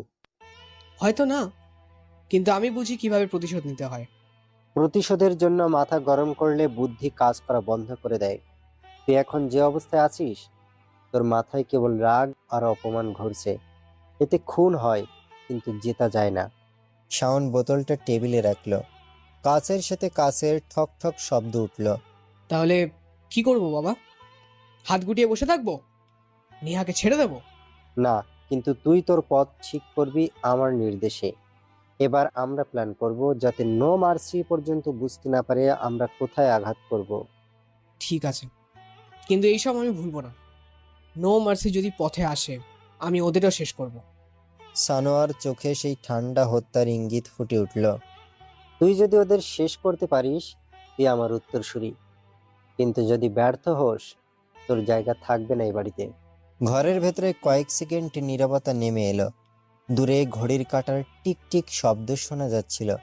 শাওন ধীরে ধীরে বোতল তুলে শেষ চুমুক খেলো, তারপর সানোয়ারের চোখে চোখ রেখে বলল, তাহলে খেলাটা শুরু হোক। আবির ভার্সিটি থেকে বের হয়েছে। আজকের পরিষেবাটা ওর জন্য অন্যরকম ছিল। তবে আজকে রিদি ম্যাম ভার্সিটিতে আসেনি, ছুটিতে ছিল। তবে আবিরের ভাবনাতে এখন হৃদি নয়, আছে নেহা। ফোনটা বের করে ভাবতে থাকে, নেহাকে কল করব, তার বাবার বিষয় নিয়ে খোঁজ না নিলে কেমন হবে, কিন্তু সে যদি ব্যস্ত থাকে তবু একবার দিয়েই দেখি। আবির ভাবতে ভাবতে নেহার নাম্বারে কল দেয়। আবির রিং হচ্ছে। নেহা সবে তার বাবার খাবার রেডি করে বসেছে, ওর বাবা খেতে বসেছে। হঠাৎ নেহার পার্সোনাল ফোনটা বেজে ওঠে। এই ফোনের নাম্বারটা খুব কাছের মানুষদের কাছে ছাড়া নেই। নেহা দ্রুত টেবিলে থাকা ফোনটার কাছে যায়। স্ক্রিনে তাকিয়ে দেখে আবিরের নাম্বার ভেসে উঠেছে। নেহা ফোন হাতে নিয়ে বের হয়ে আসে, রিসিভ করে কলটা। হ্যালো টিচার, কেমন আছেন এখন? আসলে আর খোঁজ খবর নিতে পারিনি। আমার বাবার জানি। কেমন আছেন আঙ্কেল? এখন ভালো। ওনাকে প্রাক্তন স্বরাষ্ট্রমন্ত্রী সানোয়ারের ছেলে তুলে নিয়ে গিয়েছিল শুনেছি। ফিরেও পেয়েছেন ঠিকভাবে। সবকিছু ঠিক আছে শুনেছি, মানে পত্রিকাতে পড়েছি রোজ রোজ আপনাদেরকে নিয়ে লেখা হয়। তোমার সাথে দেখা করবো দ্রুত। আর আমাকে আপনি করে বলছো কেন? না মানে আসলে এমন সময় নেহার ডাক পড়ে, ওর বাবা ডাকে। নেহা ফট করে রাখি বলে চলে যায়। আবির তার ফোনটা পকেটে রেখে হাঁটতে শুরু করে। মাথার ভেতরে সে কেবল নেহার কথা ভাবছে। কদিনের ভেতরে ওর সাথে কি কি হয়ে গেল। গত কয়েকদিন আগেও প্রবল ক্ষমতাধর ছাত্রনেতা কিভাবে আজকে আবিরের সামনে কাচুমাচু হয়ে দাঁড়িয়েছিল। ক্ষমতার বুঝি এই দাপট। আবির হাসতে থাকে। সে নিজেও এখন সেটা টের পাচ্ছে। ক্ষমতা দেখানোর মজাই আলাদা। রিক্সা ঠিক করে আবির। সে বাবার ঠিকানা বলে রিক্সা চালককে। রিক্সা চলছে আর মনের ভিতরে নেহার কথা ঘুরপাক খাচ্ছে। ওদিকে নেহা এখনো ভাবছে নো মার্সি গ্যাং তার বাবাকে কেন বাঁচিয়েছে। কিছুদিন আগেও নেহার সাথে নো মার্সি গ্যাংয়ের একটা দ্বন্দ্ব সৃষ্টি হয়েছিল, কারণ নো মার্সি গ্যাং তার কাছে যোগাযোগ করে ফোনের মাধ্যমে তার একটা অফার করে, সেটা ক্রিটিক্যাল অফার। নো মার্সি গ্যাংয়ের কাজ হলো ঝামেলা বাঁধানো। গ্যাংয়ের লিডারকে জানা যায়নি কোনোদিন। আর ঝামেলাটা হয়েছিল ঢাকার অভ্যন্তরে একটি নিষিদ্ধ পল্লী আছে। প্রথমে নো মার্সি গ্যাং থেকে তার কাছে মেল করা হয়। নেহা সেটা দেখেনি, কারণ এমন মেল তার কাছে সবসময় আসে। কিন্তু নেহার টনক নড়ে যখন সে দেখতে পায় তার অ্যাকাউন্ট তার কন্ট্রোলে নেই। সাইবার সিকিউরিটি দিয়েও তার আইডিগুলো কন্ট্রোলে আনা যাচ্ছিল না। এমন সময় তার হোয়াটসঅ্যাপে মেসেজ আসে, নো মার্সি টাইটেল দিয়ে জানায়, হোম মিনিস্টার, নিষিদ্ধ পল্লীতে বাচ্চাদের সংখ্যা বাড়ছে। সেই এরিয়াতে একটি প্রাথমিক থেকে শুরু করে কলেজ অবধি শিক্ষা প্রতিষ্ঠান বানিয়ে দিন। তার মায়ের দোষ, বাচ্চারা তো অন্যায় করে না, তাদের অন্য স্কুলে ভর্তি নেয় না। জন্ম নিবন্ধন চাই, কিভাবে এই কাগজ সাবমিট করবে, তাই আপনি স্কুল বানান, তারা সেখানে পড়বে। আর এমন শিক্ষক দেবেন যেন সেখানে শিক্ষার্থীরা ইনসিকিউর ফিল না করে। যদি আপনি সেটা না পারেন তাহলে আমরা ব্যবস্থা নিতে পারি। নেহা চমকে যায়। এমন করে ডিরেক্ট তাকে হুমকি কেউ দেয়নি। প্রস্তাবটা খারাপ না, কিন্তু সেসবের জন্য অনেক ক্রাইটেরিয়া আছে, অনেকের অনুমতির প্রয়োজন আছে। নেহা জানায়, এভাবে বলি তো সব হয় না, সময়ের বিষয় আছে, অনেক সমস্যা থাকবে। নো মার্সি গ্যাং থেকে ফিরতি মেসেজ আসে, কে করবে সমস্যা, আপনার অ্যাকাউন্ট ফিরিয়ে দিচ্ছি। জানিয়ে রাখলাম বিষয়, কাজটা যেন দ্রুত হয়। তারপর আর কখনো কথা হয়নি। তার 3 মাস পর তার বাবাকে নিয়ে ঘটনা ঘটল। অথচ তার বাবার বক্তব্য নো মার্সি গ্যাং এসে তাকে বাঁচিয়ে বাড়ি অবধি দিয়ে গেছে। নেহা ভাবতে ভাবতে ফোন করে রাষ্ট্রপতির কাছে। হ্যাঁ নেহা বলো। আজার ভাই কেমন আছে এখন? জি ভালো আছে স্যার, একটা কথা বলার ছিল। হ্যাঁ বলো। নেহা নো মার্সির কথা অনুসারে বিষয়টা জানায় রাষ্ট্রপতির কাছে। তিনি বেশ কিছু সময় ভেবে বলে, বেশ, স্কুল বানানোর কাজের ব্যবস্থা করো, বাকিটা দেখছি কি করা যায়। আমি লিখিত অনুমতিপত্র তোমার অফিসে পাঠাবো। নেহা অনুমতি পেয়ে খুশি হয়। অর্ককে কল দিয়ে বলে, নিষিদ্ধ পল্লীর এরিয়াতে যাব, সব ব্যবস্থা করো তো। অর্ক, সব ঠিক করতে শুরু করো। আবির তার বাসার কলিং বেলের চাপতে যাবে, তখনই ওর মনে হলো বাড়ির ভেতরের পরিবেশ ঠিক স্বাভাবিক না। মানে আত্মীয় আসলে যেমন হইচই পড়ে, অমন একটা পরিবেশ ভেতর থেকে শোনা যাচ্ছে। কিন্তু কারা আসলো? ওদের বাসার মানুষ বলতে ওরা তিনজন, আবির, ওর বাবা আর মা থাকে। তাহলে এত হইচই কেন? আবিরের বাবা সবসময় বই নিয়েই সময় কাটান, আর তার মা নিজের কাজ বাদ দিয়ে টিভি দেখেন, নামাজ পড়েন। প্রতিদিন বাড়িতে এসে পরিবেশ সব সময় নীরব থাকতে দেখেছে। ওর মা বাবা যদি কথাও বলে তবে এত জোরে না, কথাবার্তা হলেও এত জোরে আড্ডা টাইপের কথাবার্তা হয় না। তাহলে বাসায় কে এলো? কেউ আসলে আগে আবিরকে কল করে জানাবে। আবিরকে না জানিয়ে কারা এসেছে? এইরকম আত্মীয় কিংবা বন্ধু বান্ধব খুব একটা নেই ওদের এখানে। মানে আবিরকে না জানিয়ে বা আগে কাউকে না জানিয়ে এ বাড়িতে কেউ আসবে না। আবির কিছুটা দ্বিধা নিয়েই কলিং বেল চাপলো। কলিং বেল চাপার প্রায় সাথে সাথে দরজা খুলে দেয়। আবির দরজার সামনে যাকে দেখতে পেল তাকে আবির এক সময়ে মোটেই আশা করেনি তাদের বাড়িতে। এই মেয়ে এখানে কি করছে? মানে আবিরের বাড়ির দরজা খুলে দিয়েছে তারই বিশ্ববিদ্যালয়ের ফিজিক্স ডিপার্টমেন্টের লেকচারার রিদি হক, মানে সেই রীতি ম্যাম। আবির অবাক হয়ে তাকিয়ে থাকে তার দিকে। মেয়েটাকে আবার খুব ভালো করে চেনে, কারণ ওরা একই সাথে এবং একই দিনে ক্যাম্পাসে জয়েন করেছিল টিচার হিসেবে। সত্যি বলতে আবিরের নেহার সাথে পরিচয় হওয়ার আগে হৃদির সাথে আবির টুকটাক কথা বলতো। ক্যাম্পাসের ক্যান্টিনে কয়েকবার ওরা একসাথে চাও খেয়েছে। আবির হৃদিকে বোঝানোর চেষ্টাও করেছে যে আবির তার প্রতি আগ্রহী, আর হৃদি যদি সবুজ বাতি দেয় তাহলে তার বাসায় আবির বিয়ের বিষয়ে কথা বলতে পারে, এমনটা আবিরের ধারণা ছিল। তবে এসব বিষয় নিয়ে হৃদির সাথে কখনো তার সরাসরি কথা হয়নি। কিছুটা আকার ইঙ্গিতে বুঝিয়েছিল আবির। ভালোবাসা ঠিক সেটা না, কেবল ভালো লাগা থেকেই হৃদিকে বিয়ের বিষয়টা আবির ভাবত। আর এসব অবশ্য মুখ ফুটে আবির কিছু বলেনি তাকে। যদি হৃদি সবকিছু গ্রহণ না করে, লজ্জা আর অপমানের বিষয়টা তো আছেই, কিন্তু সেই হৃদি ম্যাম তাদের বাড়িতে এই শেষ দুপুরে কি করছে? ভার্সিটিতেও তো আজকে যায়নি। আবির হৃদিকে দেখে বলে, আপনি আপনি এখানে কিভাবে? হৃদি হাসল, দরজার থেকে কিছুটা সরে গিয়ে তারপর বলল, হ্যাঁ, আমি আসলে এদিক দিয়ে যাচ্ছিলাম, ভাবলাম আপনার সাথে একটু দেখা করে যাই। আমার বাবা মাও এসেছেন, আসুন আমার বাবা মার সাথে পরিচয় করে দিই। আবির বেশ খানিকটা দ্বিধান্বিত হয়ে দাঁড়িয়ে রইল। সে না হয় দেখা করা যেতে পারে, কিন্তু ওর মা বাবা? হৃদি কি তার মা বাবাকে এনেছে? তাছাড়া আবির হৃদির কথা ঠিকমতো বাড়িতেও বলেনি, কেবল হৃদির কথা আবির তার মাকে বলেছিল। সবে সেভাবে সিরিয়াস কিছুই ছিল না, কারণ আবিরের মা যখন তার বিয়ের জন্য পাগল হয়ে পড়েছিল, আবির সেটা থেকে বাঁচার জন্য তার মা ফারিনা বেগমকে বলেছিল যে, মা, আমাদের ক্যাম্পাসের একটা লেকচারারকে আমি পছন্দ করি। সে দেখতে সুন্দর আছে, কিন্তু তিনি সেসব জানেন না।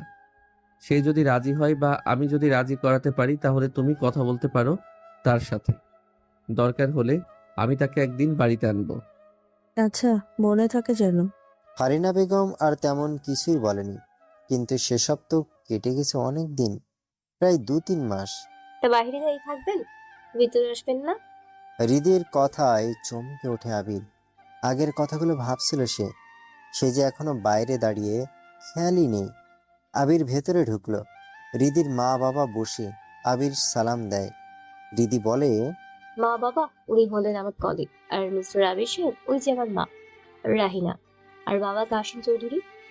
আবির মুচকি হাসলো। হৃদি খুব স্বাভাবিকভাবে ওর বাবা মায়ের সাথে আবিরের পরিচয় করিয়ে দিল। সবার দিকে তাকিয়ে আবিরের মনে হলো এই ঘরের ভেতরে কেবল আবিরই অস্বাভাবিক, ঠিক যেন মেনে নিতে পারছে না কিংবা খাপ খাওয়াতে পারছে না নিজেকে নতুন করে এই পরিবেশের সাথে।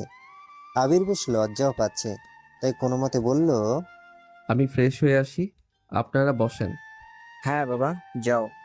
আবিরের বাবা পাশ থেকে বলল, হ্যাঁ যা, আজকে সবাই মিলে ভালো করে আড্ডা দেওয়া যাবে। তোর সাথে এখানে চলে আসার পরে তো মন খুলে কারোর সাথে ঠিক মতো কথা বলতে পারি না। গ্রামের দিকে ছিলাম, কত আত্মীয় স্বজন আসতো, কিন্তু কাসিম সাহেব আসার পর যেন মনে হলো কোনো বন্ধু পেয়েছি। কথাগুলো বলে আলফাজ সাহেব একটু হাসলেন, তারপর হৃদির বাবার সাথে গল্প জুড়ে দিল। তাছাড়া আরও একটা বিষয় হলো যে হৃদির মা রাহিনা ফারিনার সাথে রান্নাঘরের দিকে চলে গেল। আবির নিজের ঘরের দিকে দ্রুত রওনা দেয়।